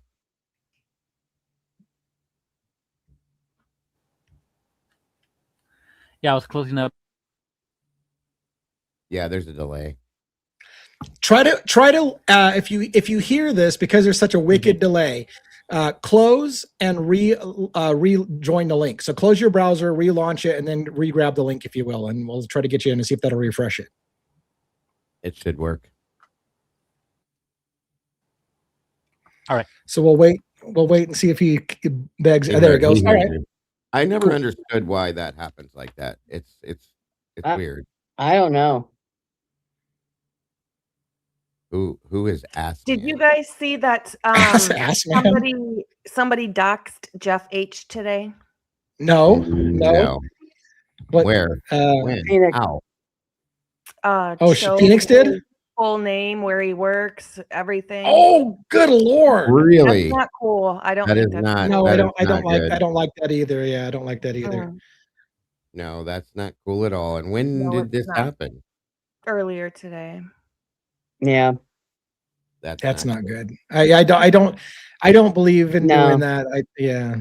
I mean, anyways, I'm not trying to shit on another creator, but I don't really like that myself. But I mean, I surely wouldn't want it to be me, so I wouldn't do it to somebody else. Yeah. Whether you think he's a CIA agent or FBI or whatever, like, you don't need to do that. Did they think that? Did they think they were a CIA agent or something? Oh, interesting. No, that's going too far. Yeah. Yeah. Yeah, I mean, I agree. He's annoying. He's caused. Oh, issues, but Defense Rest says if Critic Rick is in a different time zone, then he'll need to email the link. I'm not sure. We've got people who are in different time zones that have no problem whatsoever. However, emailing the link might be doing something. For some reason, the link from chat only connects to Wi-Fi connection and not a stable connection. I'm not sure. I've never had problems with our panelists who are in other time zones. No. during the channel, so. No. Huh. That's weird. Anybody else? Throw the link out there again, because maybe Critic Rick doesn't even have the link again. Because remember, we asked him to come back. Wait And a he's probably minute. like, "What's the link?" Let's throw the link out there. See who who salutes. We'll Do me a anybody favor, else? Lee. Remove some of your assets so that if people are popping up, I can definitely see them backstage. There we You go. want me to Yeah. remove my ass? Move your fat ass. Yes, off remove the your screen. ass. All right. No. Get your ass. So that, yeah, there we go. Oh. I don't know where he went.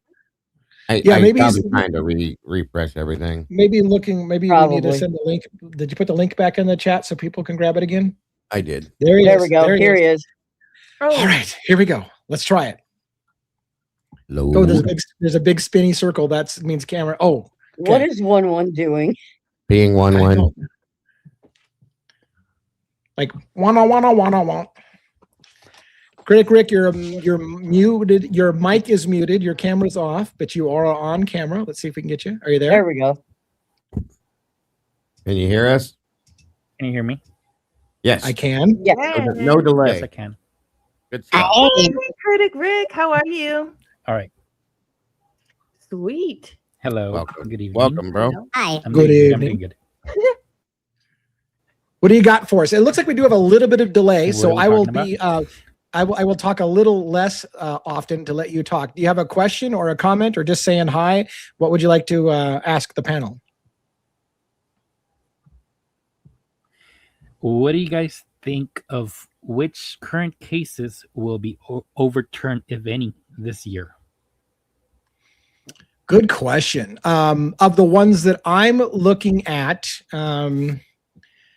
honestly, I feel like the only one that really has a possibility of being overturned is Richard Allen in the Delphi case. I think we're way too early in Brian Koberger's case to see an overturning right. of that kind of case.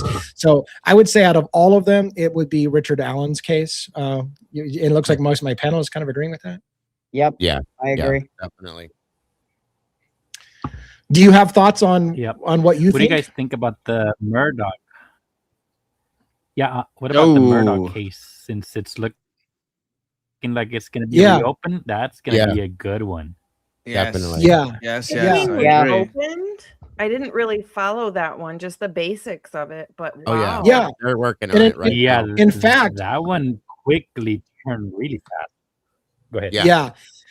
Yeah, I've heard there's a lot of reasons why it should be reopened. Was it the housekeeper's testimony that was part of the big problem in that one case? Yeah. And again, for those who don't know, we've had Ali Benevento on our channel, right? A criminal defense attorney from South Carolina. She knew the Murdochs, and she told me it was funny because back when I used to talk to Ali regularly, she's like, "Lee, you need to get into the Murdoch case. It's gonna be reopened." So I think she thinks it's gonna be reopened, and she thinks it should be reopened, or at least she thinks it should. I don't know if she thinks it's going to, but she at least thought it should, and she thought we should talk about it. So yeah. Did you say you're not real familiar, Logan, with that one? The Murdoch case. Yeah. So I don't know like the really deep, in-depth details like I do Idaho and some man. other cases, but Right. I did Right. follow it. I was gonna There's say some crazy Yeah. stuff. I Crazy was It gonna stuff. is. say- I was gonna say if you didn't, I think Netflix put it out. There's a really decent like docu they put on that one. It's really good and it Yes. kind of delves pretty deep into it. So if you Was didn't, it a while ago? Like a year ago? Yeah. I think yeah. so. Yeah. I think it saw was. then. Yeah. Yeah, I watched oh, you it. did see it. Okay, it was Yeah. pretty good. I like that. Yeah, it was good. Twiz in our chat thinks that he will get a new trial, but he'll be convicted again because he's still guilty. That's sounds like so. Yeah. What do you guys think? Do you think he's guilty? Do you think? I don't. Are you talking Yeah. about Alan? You talking? No, I'm who talking you about, No, Murdoch. Murdoch. I do. Yeah. I Yeah. do. Yeah. I mean, I do. everything they showed us. I mean, it's like, it's right there.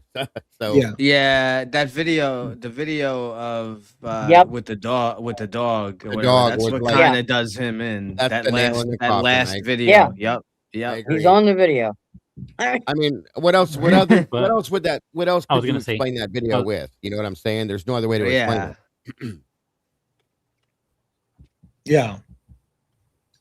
That's why when they If I said may. they were going to reopen I it, was I'm going to like, say, not what are only you is gonna the do? housekeeper,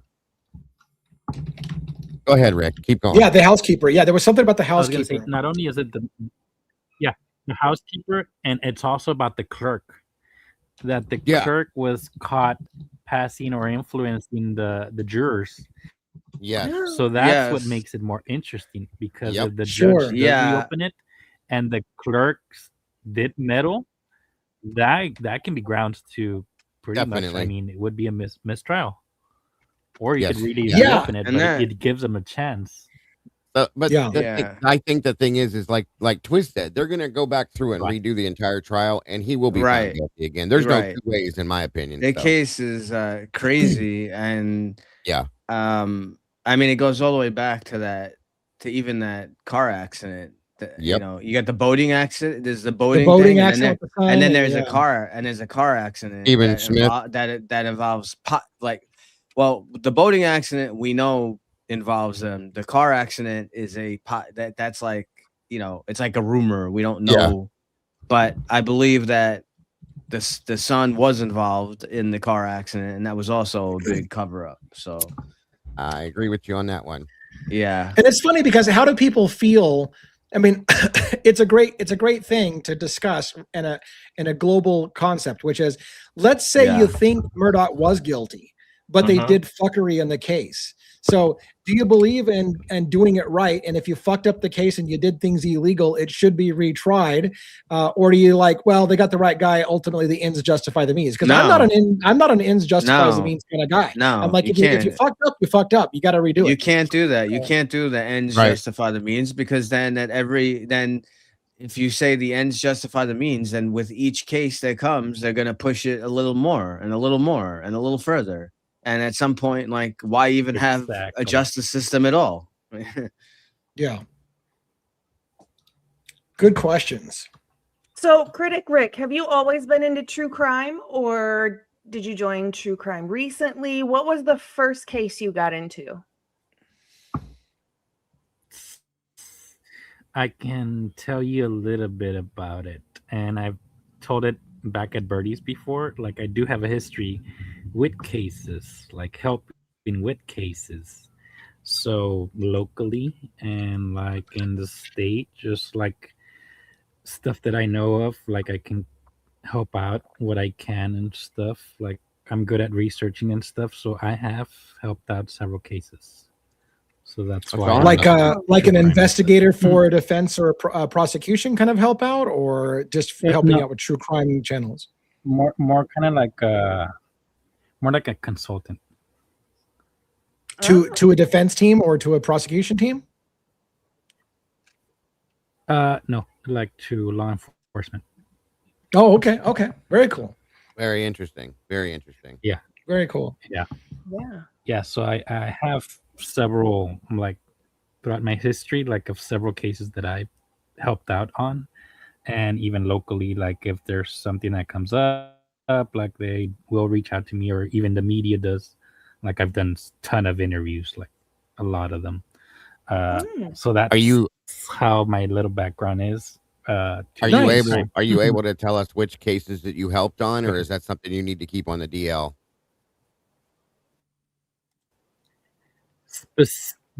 On specifics, I can't. I told Birdie before that, like, I can give like kind of like a general idea, but a specifics no, because then it would dox me. Like, if whatever whatever gets out, stuff like that. Like, yeah, absolutely. No, don't ever do that. Just but curious. Yeah, in general, there's been like, exactly.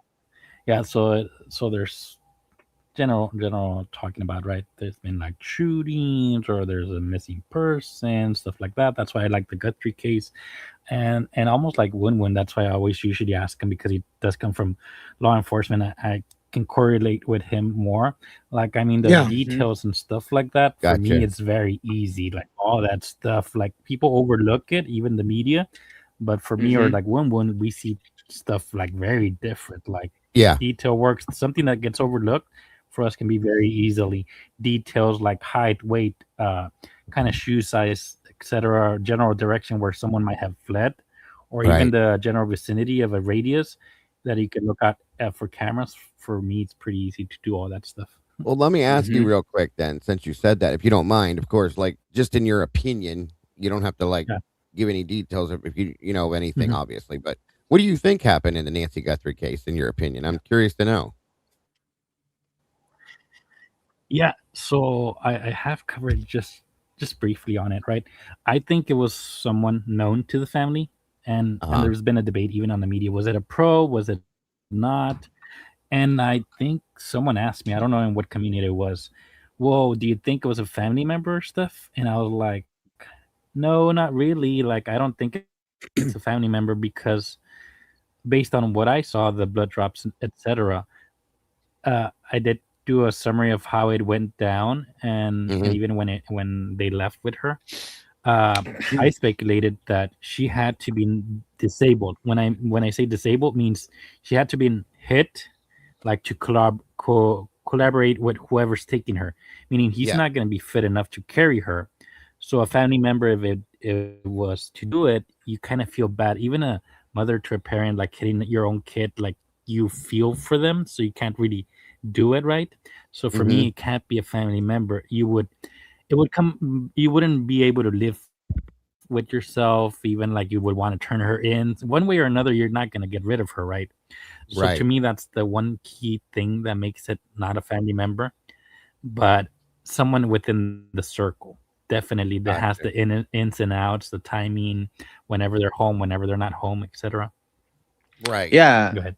And the fact that whoever did this obviously had, based on the fact that they said that they were getting search warrants and stuff, looking for drugs and stuff that could be taken, to me means that this has to be someone. This wasn't a spontaneous crime. This had to be someone that knew some of her ailments and whatnot. So Thank you, You're Enough, for the $10 super chat. We appreciate you. That was a good point. Do you, if I can ask you again, do you believe in the whole the ransom side to this, Rick, by chance, and how that all went down? What do you think of that? No, so on the part of the ransom, right? To me, early on, it was very specific, and I mentioned this before in several communities. When you hear about a ransom, right, you usually hear like dollars amount. You hardly ever, and I don't know if one has heard about this in his area, a ransom coming in for a specific currency. You never hear a currency. You always hear a dollar amount. Yeah. Right. Right. That dollar amount can be very inflated, and if it's very inflated, means that person's working as a group or organization that has to be split. That's why it's so large. But if it's a specific currency, that means it gives you a little bit about detail of what kind of person did this. Like, was it the currency because they knew that the family had that kind of currency? Then you start thinking, okay, the Guthrie's do have that kind of currency, so that means he knows them that well to ask for that kind of currency. Good point. But when the ransom came in, the first one, and it didn't meet the deadline, then the second one, no one's gonna hold on to a person for the second ransom if you're asking for something. Like they're gonna, the longer it drags, the higher the chance you're gonna get caught. So they're gonna cut their losses and be like, you know what, I'll leave it as I did a break-in or whatever. They catch me, right? I won't have that person, so they can't charge me for so and so forth, right? So you want to cut your losses.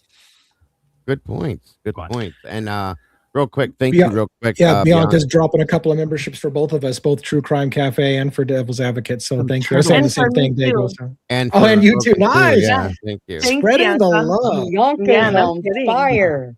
Thank you. Thank you so much, Bianca. You're amazing. I appreciate that. Absolutely. And welcome iHockey to the Sauce. Well, very cool. I'm glad that you. Happy birthday, Grammy Tammy. I'm glad that you came up and asked share that with me. Happy birthday, Grammy. Yeah, exactly. Today, the same birthday as me. I just made that connection. I'm like, this is funny. I was just going like, happy birthday. Like I didn't know it was my birthday. Hey, we have the same birthday. Crazy.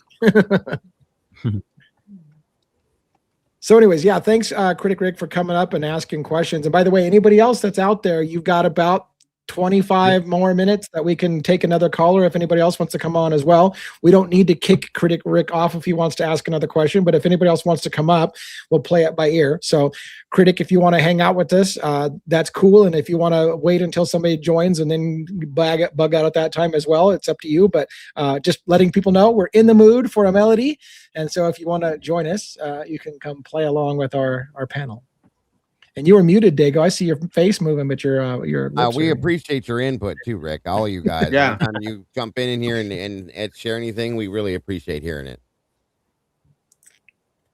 Yeah, definitely. I can hang. I'll wait. If someone wants to join, I'll jump out. Yeah. let's see. I was thinking if so are you're did you say that you're a follower on Logan's channel primarily, or which channels do you follow? I'm curious, like, to know what cases, what cases you follow, or the ones that we. So I do follow. I follow Birdies, I follow Dago, and I follow Logan, and of course yours. Thank you very much. Yeah, thank you. Critic Rick, aren't you in the process of kind of starting your own platform? Go ahead. Yeah. Actually, I started, I think last month. Yeah, so I started putting out some videos out there, just going slowly on the things that I notice more about the case. I don't want to do like a whole like 10, 20, 30 videos of something, because I know people do get fatigue from it. So I just want to focus on the main areas that are important to me that I notice. But I wanted to ask Dago about today. He did a live regarding the WSU lawsuit. Dago, do you think this is starting to crumble really quick? The lawsuit? Yeah. I don't know that it's crumbling quick. If it does, I think it will slowly break down, is what I think is going to happen. If it were to break down, but I think it will slowly, unless there's a big push, then I can see it happening that way. Yes.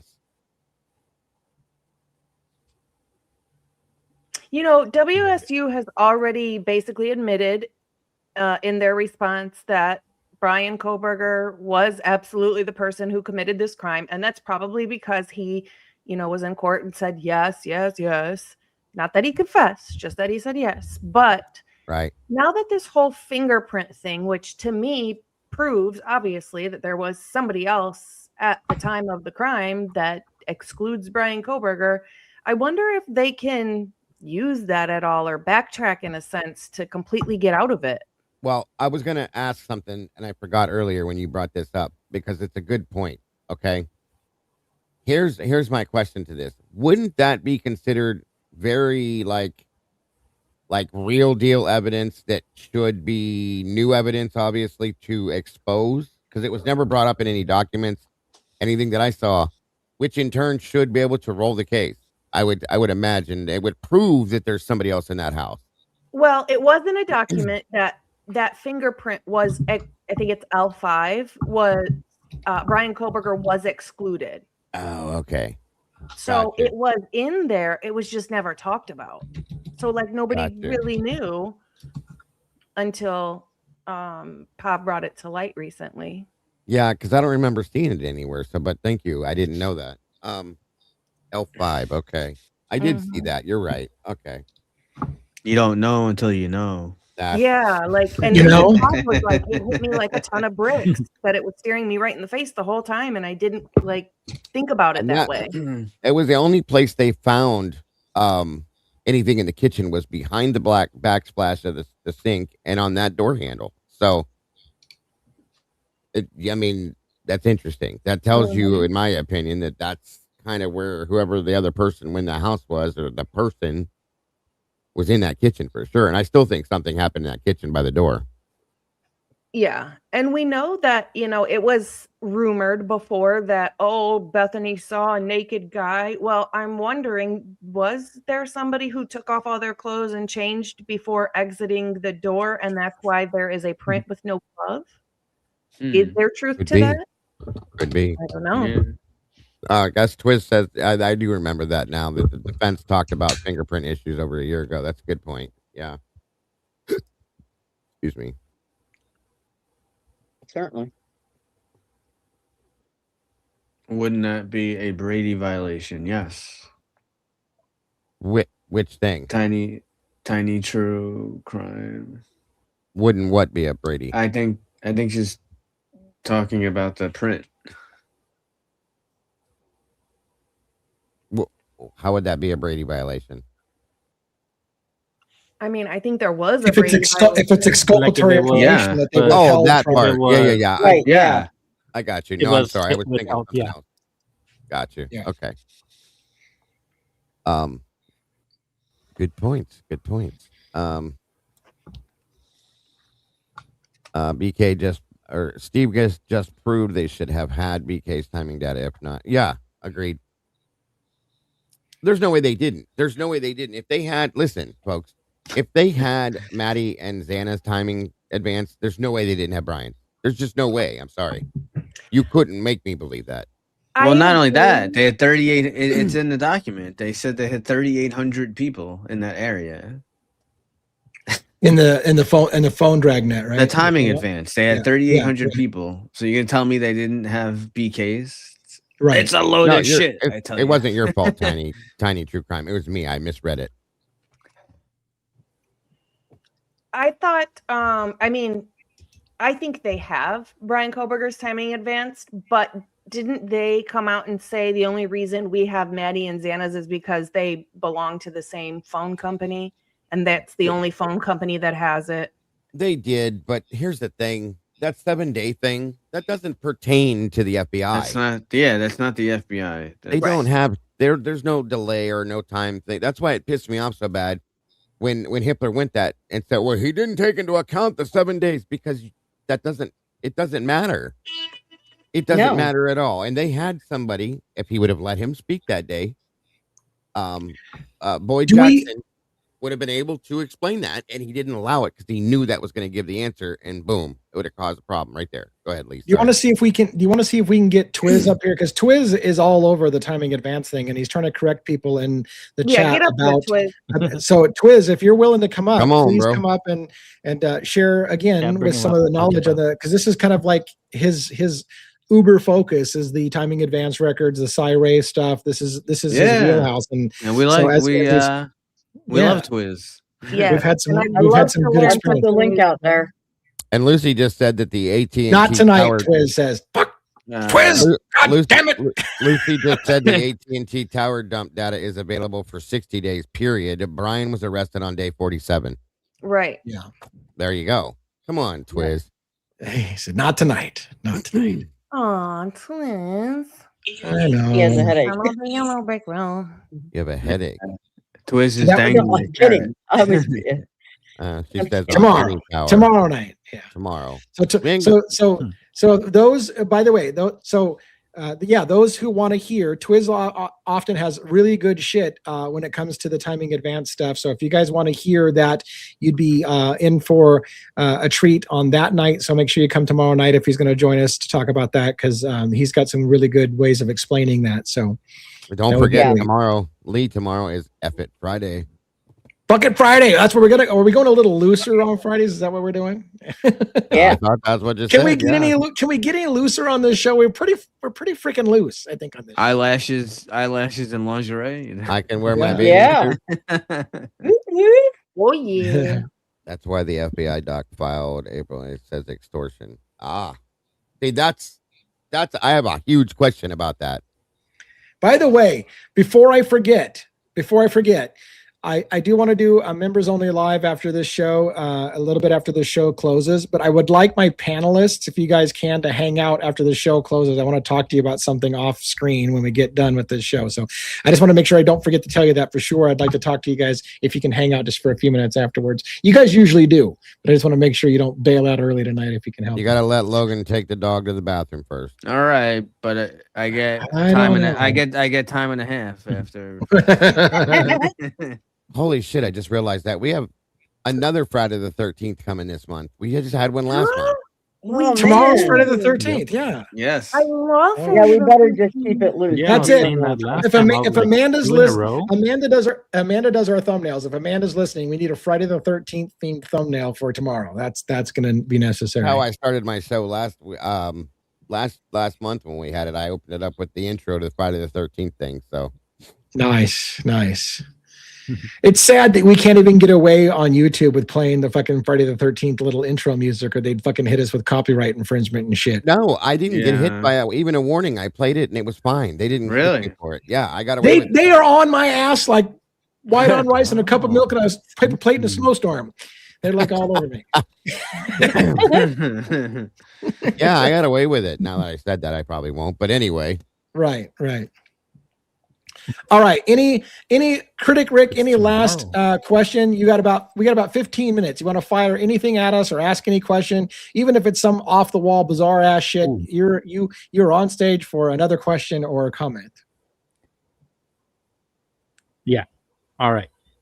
What do you think was the correct timeline that the events happened? Meaning the tax. How long did it take? And the people, how long did they take to actually clean it up? Because we know that it got cleaned up. Ooh. So how long did That's it a take? good one. All of it. Good question. Like, when did it, from start to finish, when did everything go down, and when did they finish up? Yeah. Yeah. I could jump in. Oh, go ahead, Lee. Because I mean, Okay. it's Yeah. very I've got close, thoughts. Who very wants to go close to first? the Yeah. So Go for it. just real quick, we've talked about it several times. I believe that.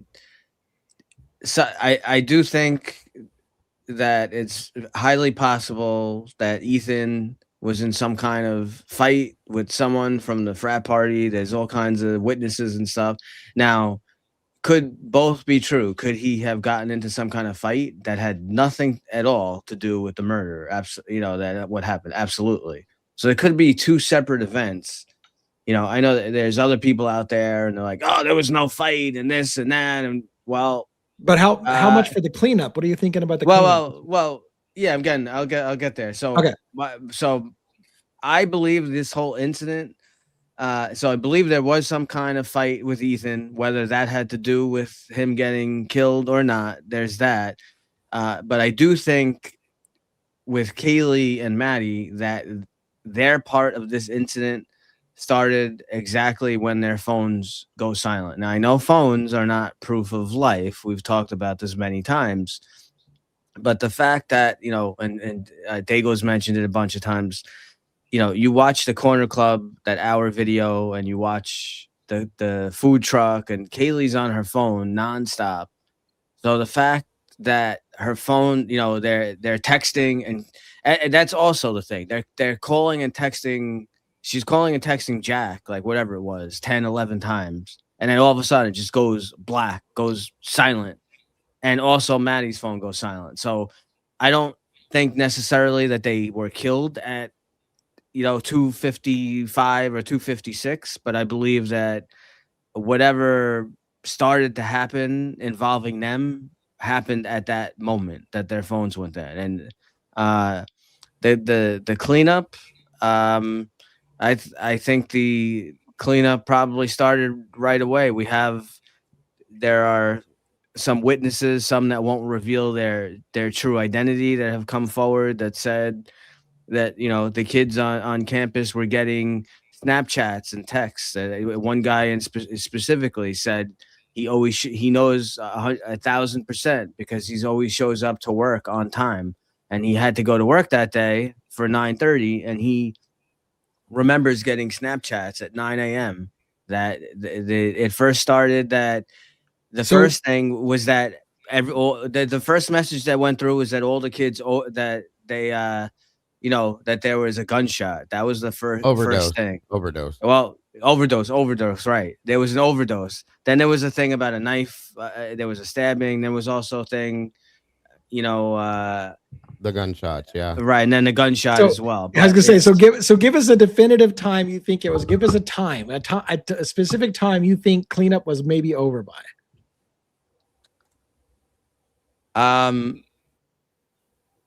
I think total cleanup.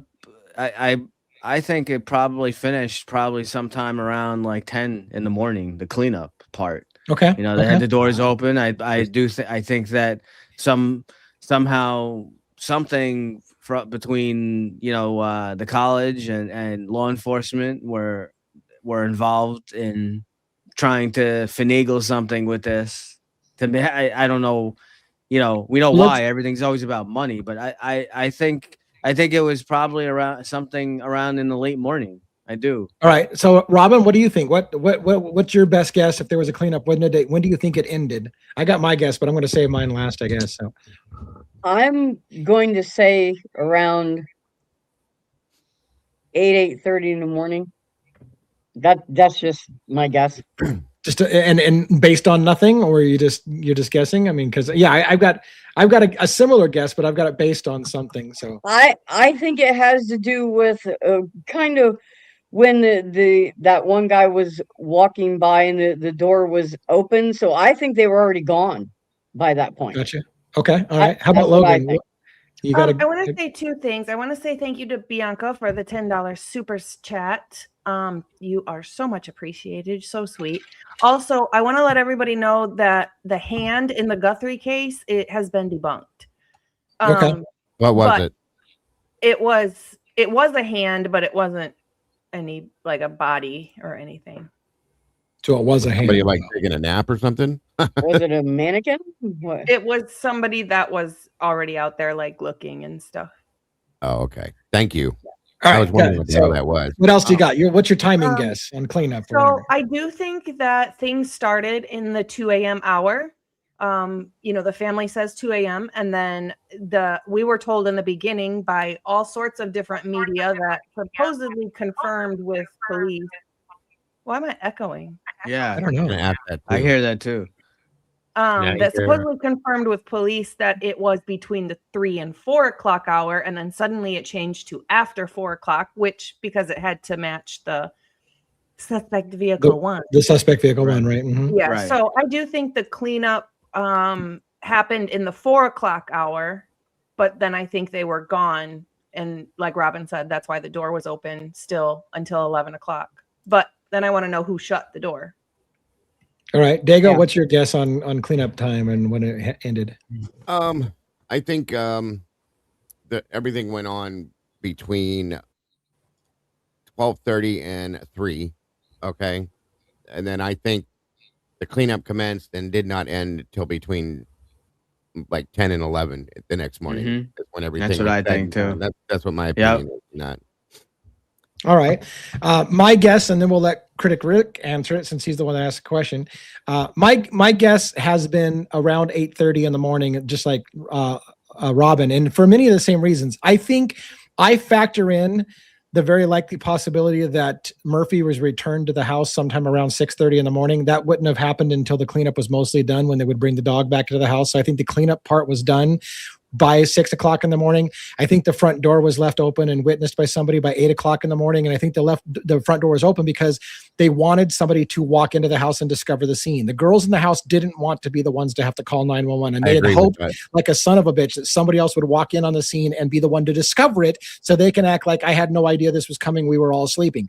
The plan went to shit when nobody walked into the house, even with the door wide open. And somebody was like, fucking call 911 already. You can't sit there on this forever. And so I think it was over sometime, the cleanup, sometime around 6, 7 o'clock in the morning. Maybe the door was opened at 8 o'clock in the morning or ish when it was discovered open. And so that's what I kind of think is, and I think somebody left the scene. I do think somebody left the scene at 4 something in the morning when the car drives away. I think maybe one of the killers had left the house, but the cleanup crew was continuing. But that's all pulling it out of my ass. So I will. Critic, what do you think, by the way? Nice.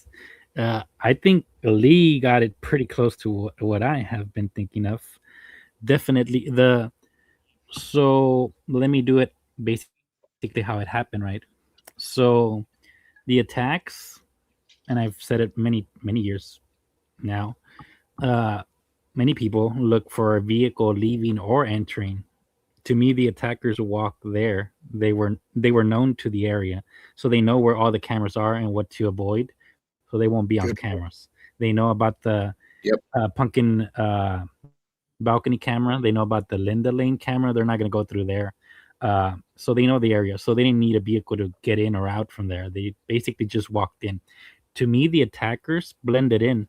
The house was known for parties, a lot of people going in and out. So they didn't need to break in. They didn't need to jump in through the balcony or anything like that through the back. They were basically let in. And how did they exit? They didn't go through the back. They didn't sneak out anywhere. Your best bet at going in or leaving out without anyone suspecting anything is to leave out through the front door. If you leave out through the back or anything like that, the neighbors are going to think something happened, and that's why you're being very, very suspicious. But once you walk like you own it, or like that you are there to do business or whatever, no one's gonna think twice about you. You just walk in and walk out. Now, the attacks, yeah, they can be fast, but they were fast not because one person did it or a professional did it. It was because of the manpower. 3 to 4 people, and the attacks were simultaneously, meaning like you're gonna do them at the same time. You're not gonna be struggling or wondering if someone's gonna walk in on you. And then right after that, then the people who are gonna be cleaning were already inside the house. No one's gonna be coming in, driving in with chemicals or anything like that to clean it. You have everything inside already. So it happened right after that. That's around 3 to 4 o'clock when everything starts, and the cleanup's not going to take you hours. It's going to be literally only cleaning up anything that pertains to the attackers. You're not going to be cleaning up specific areas all over the place. You're just going to wipe down whatever might come back to you. But if I can, I want to add something to that. The other thing that they have to clean up. Go ahead, Rick. I'm sorry. Yeah. So the main thing that they have to clean up is your tracks. Nothing that leads in or out. If you leave something with a blood trail leading to one specific location, they're gonna hover all over that area. So you're not gonna leave anything on the floor. That's why it's so clean, like that you can't see tracks in or out. And literally, you could do it in about 2 hours, 1 hour and a half if you're just focusing on anything that's gonna come back to you. And the doors were left open because of the smell. Anything that cleaning supply is gonna have, it's the smell. But definitely, by the time that it was done, like 6, 7 a.m. at the latest, everything is just rehearsal. What are you gonna be saying on the phone call? Who's gonna show up to be out there with you? The more the merrier. That's why there was a group out there. If you have 1 or 2 survivors alone, you're gonna get arrested. You're gonna get arrested no matter what. Whether it's gonna be for the 24, 48 hours that they can legally detain you, or you're actually gonna get booked. But the more the merrier. That's why there were so many people out there. Go on, Dago. I'm sorry, I didn't mean to jump on you like that. I thought you were done. But I want to add something that I completely forgot about until you just said something. 3 years ago, and we just talked about this 2 days ago, 3 days ago again. WSU mom Kim had put out some information that she had learned from some other people that I had completely forgot about, and she reminded me of it. That at some point they were working on the house, on the inside of the house, to get ready for the next group of people that were going to be coming through this house. They were doing repairs, repainting, patching walls, blah, blah, blah, blah, blah. Mm-hmm. And there was talk that there were tarps and stuff that were all throughout the house that were laid down, blah, blah, blah, this and that, everything else. When we got the photographs from the crime scene, stuff like that, Kim pointed out, she's like, you realize, Dago, that none of that was in those photographs. There was nothing there, which is true. So it made me wonder if the people in the house if those things were there. Let me clarify this. If those things were in the house, this was a thing, blah, blah, blah, whatever. Mm-hmm. If they used that stuff to clean up the mess that they had, and then the people that left the house took that shit with them, burnt it, whatever the hell they did with it, you know what I mean? Along with the murder weapons and blah, blah, blah. So it's always been a thought, and it was just reminded to me the other day about it. I completely forgot about that. So yeah, that's a good point, and I do believe there were a lot of people there in the beginning that left, probably up to, that's why I think it ended finally around 10, 11. They were trying to come up with what the story was going to be that whole rest of the period of time, so on and so forth, and then they got everything set, and boom, everything went into action. And I want to add to what Critic Rick said, which is that at least one way I know you can get to the house off camera, right? Which is basically that walkway that's beside the house from where Jack DeCour's place is at, roughly. Not to use, but just to use as a frame of reference. You can literally walk through the walkway beside the house, the lower house beside 1112. And you can get to the King Road house off camera without anybody seeing you. In addition, I think you can approach 1122 King Road residence through the intersection coming through the White's apartments, that little walkway straight from there. there. Where again, you saw Yeah. the footage of the police the officers that walkway. were sitting out there at the Banfield stop. That's a straight shot to 1122 King, and I don't believe it's on camera. Yep, that So one. to Critic Rick's point, there are two entry points that people can converge on that house without ever being on camera, and that's just two. There's probably more that you can get there, but those are two ways to get straight to the house and back out without being on camera. What about from the back where the Moya is? You could have came house? from that way too. Yeah, there's a stairwell back there that brings Yeah. you to that back parking lot, and then Yeah, down that's to what the I back thought. if you wanted to. Right. Yeah. Yeah. The problem is with the other, Yeah, and this is that's what I've why I always said- wondered, is when you went there, Lee. I don't know if you saw this or not, but when Rory went there, there were cameras. If you're standing in front of the front door of the 1122 house, looking directly across the street, like where the dumpster and shit, all that was, there were 3 cameras at the minimum that we saw when he was there, boots on the ground, because he was looking for them. Now, whether they were ever active or not, I don't know. But if they were there, I would imagine they were there for a reason. They were on the backside of the Whites and whatever that other house on the corner was. So they either, and I think that's what Jules was looking for when she was asking for all cameras besides the 1112, because I truly believe there were other cameras. Where's that footage? Yeah. Or did they trash that because it actually shows something? Maybe. Real quick, I saw this comment come up, and I'm not sure I understand the question. So you said, Lee, what POVs Jay Embry last 2 YouTube videos, please? I'm not sure exactly how to parse that, right? But I'm assuming you're asking me about Jay Embry's last couple of YouTube videos, but I'm not sure I understand. So if you want to watch, is it just watch them? Yeah. Okay. Yeah. All right. That's so the one instead of Logan was it's talking not about, what right? it's watch POV's last 2 videos. Okay. I think so. Yeah. As a running aside, I realize, everybody, that Pavarotti has solved this crime already a long time ago, and I probably should have stopped doing YouTube because Pav's already solved it 37 times. I get it. And that's a running joke. I have no problem with Pavarotti. But if I had $1 for every time someone tells me I need to watch Pavarotti's video because he solved it, I would be rich. Yes, we all would be. He's come up with some very interesting points, though. That's a fact. He does. For sure. And I think wasn't the fingerprint one of the more recent videos that he just did? Yes. Yeah. So that's the one that got me the most, to be honest with you. Yeah. Recently. Good stuff. All right, guys, it's at that 2-hour mark. I'm going to do a members only live after this show, but let's get some time for our panel to say goodnight. Remember that we will be moving 1 hour up on Monday. So tomorrow night be the same time, Saturday night, same time, I guess Sunday's show, same time, but then Monday we'll start moving it up an hour and we'll see how it goes. I realize we're competing against much bigger channels, and some of you have to decide who you love more, them or us, and watch the other person on replay. Well, we'll see how that pans out. If we get crushed on the numbers and nobody gives a shit about us until we're the second choice for the night, then we'll reconsider, but we'll see how it goes. In the meantime, let's go around the horn. Robin, 1-1, Logan, then Dago, Critic Rick. I don't know if we're going to have you say goodnight for the night. Maybe you should say goodnight now, and then we'll close out with the panel. But thank you, by the way, for coming on the show. And then we'll close out the panelists. And then, like I said, we'll take a short break, and I'll have a members only. Thank you very much for coming tonight. Thank you, Rick. Yes. Thanks, Thank Rick. you. Thank you all. Nice panel. Love seeing you all. Have a good night. Thanks for having me. Thanks. too, Have a guys. good Later. night. Good night. Take care. All right, Robin, you're up. All right. Well, once again, we had some fascinating conversation. It was great for Critic Rick to come up and hang out with us. That was really cool.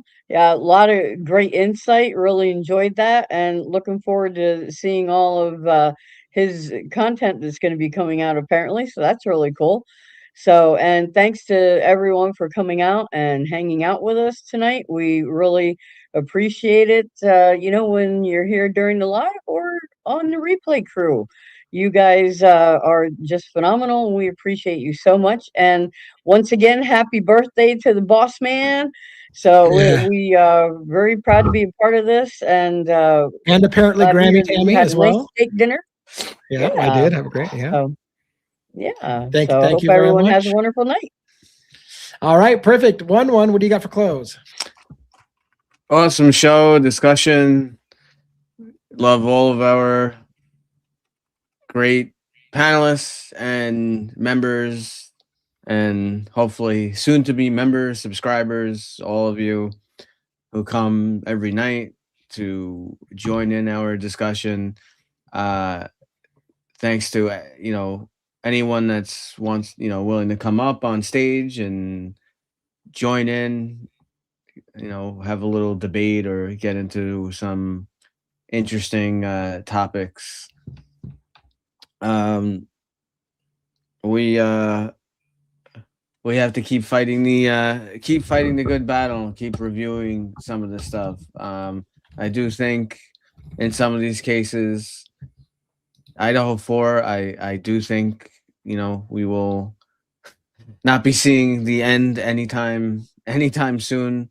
It does feel like something is going to happen, and there's still just just to think for a moment, we keep discussing the post conviction relief and all this stuff. There's still a slew of documents. We haven't even got the real autopsies reports released, if they even are. But I know that Steve G referenced Kaylee's report. I think he said it was 21 pages, I believe, in an interview. So will we get the official reports?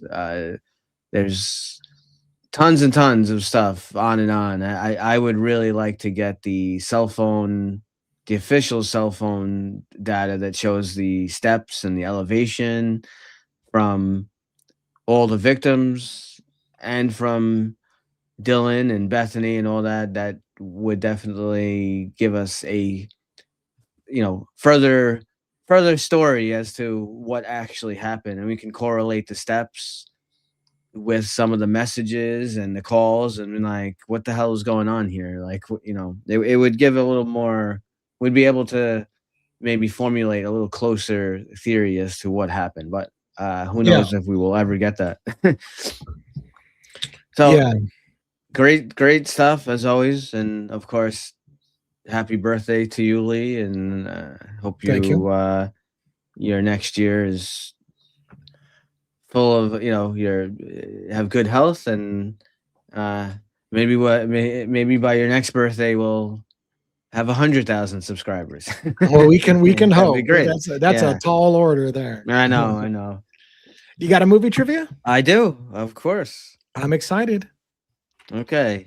I'll try not to be muted, so when I get it right, I'll be first. Yeah, it is a 90s movie. Dago, you are muted, so I know. Yeah, you gotta be quick on the draw. Not for long. All right. Wait, I thought all you did was kill innocent people. Innocent? Is that supposed to be funny?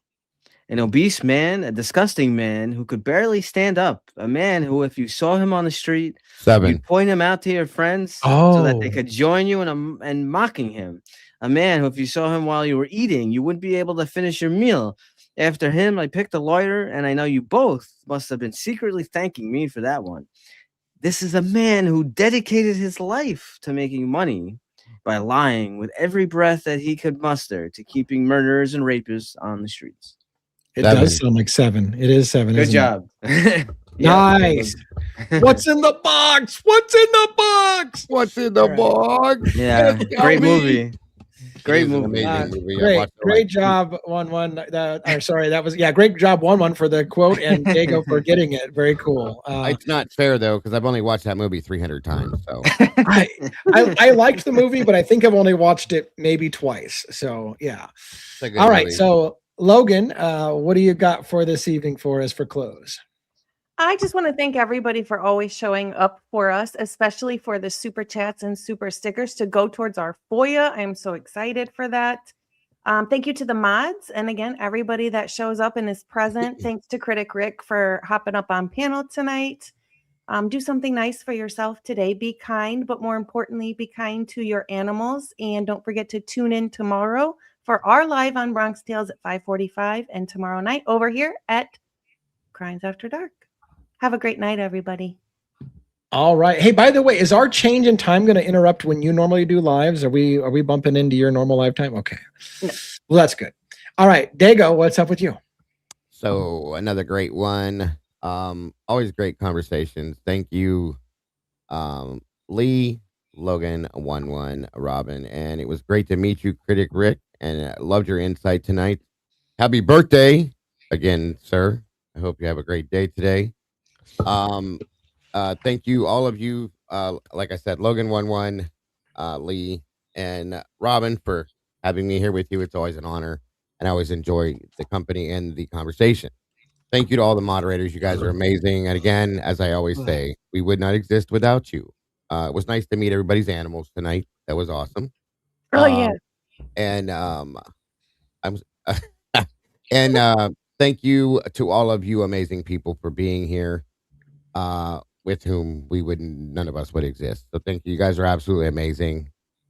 Folks, don't forget to love yourselves and love each other. Don't change nothing, because as you all know, you are the beautiful people. Have a great The beautiful people. All right. So thank you very much. And everyone, thanks for coming to another show. Do us a favor. For those of you who know we're switching times, do us a favor and watch us during the new times so we don't completely die. I realize that there's going to be some conflicts in your schedule. I get it. But we can appreciate the love if we get it, and we'll see how that runs. Hopefully it'll be better for everybody in the long run. In the meantime, thanks for the birthday wishes. Thank you for everybody sharing your pets online. Another great show as usual. Even when we don't have something, we seem to always come up with something. Critic Rick was a great part of the show. We're going to get Twiz, it sounds like, tomorrow, maybe talking about timing advance. That'll be amazing. Everything's cool. And tomorrow, Friday the 13th. And again, panelists, please stay by just a little bit afterwards if you don't mind. Yeah. All right. Have a great evening. Take it easy. Happy birthday. Thank you. Happy birthday.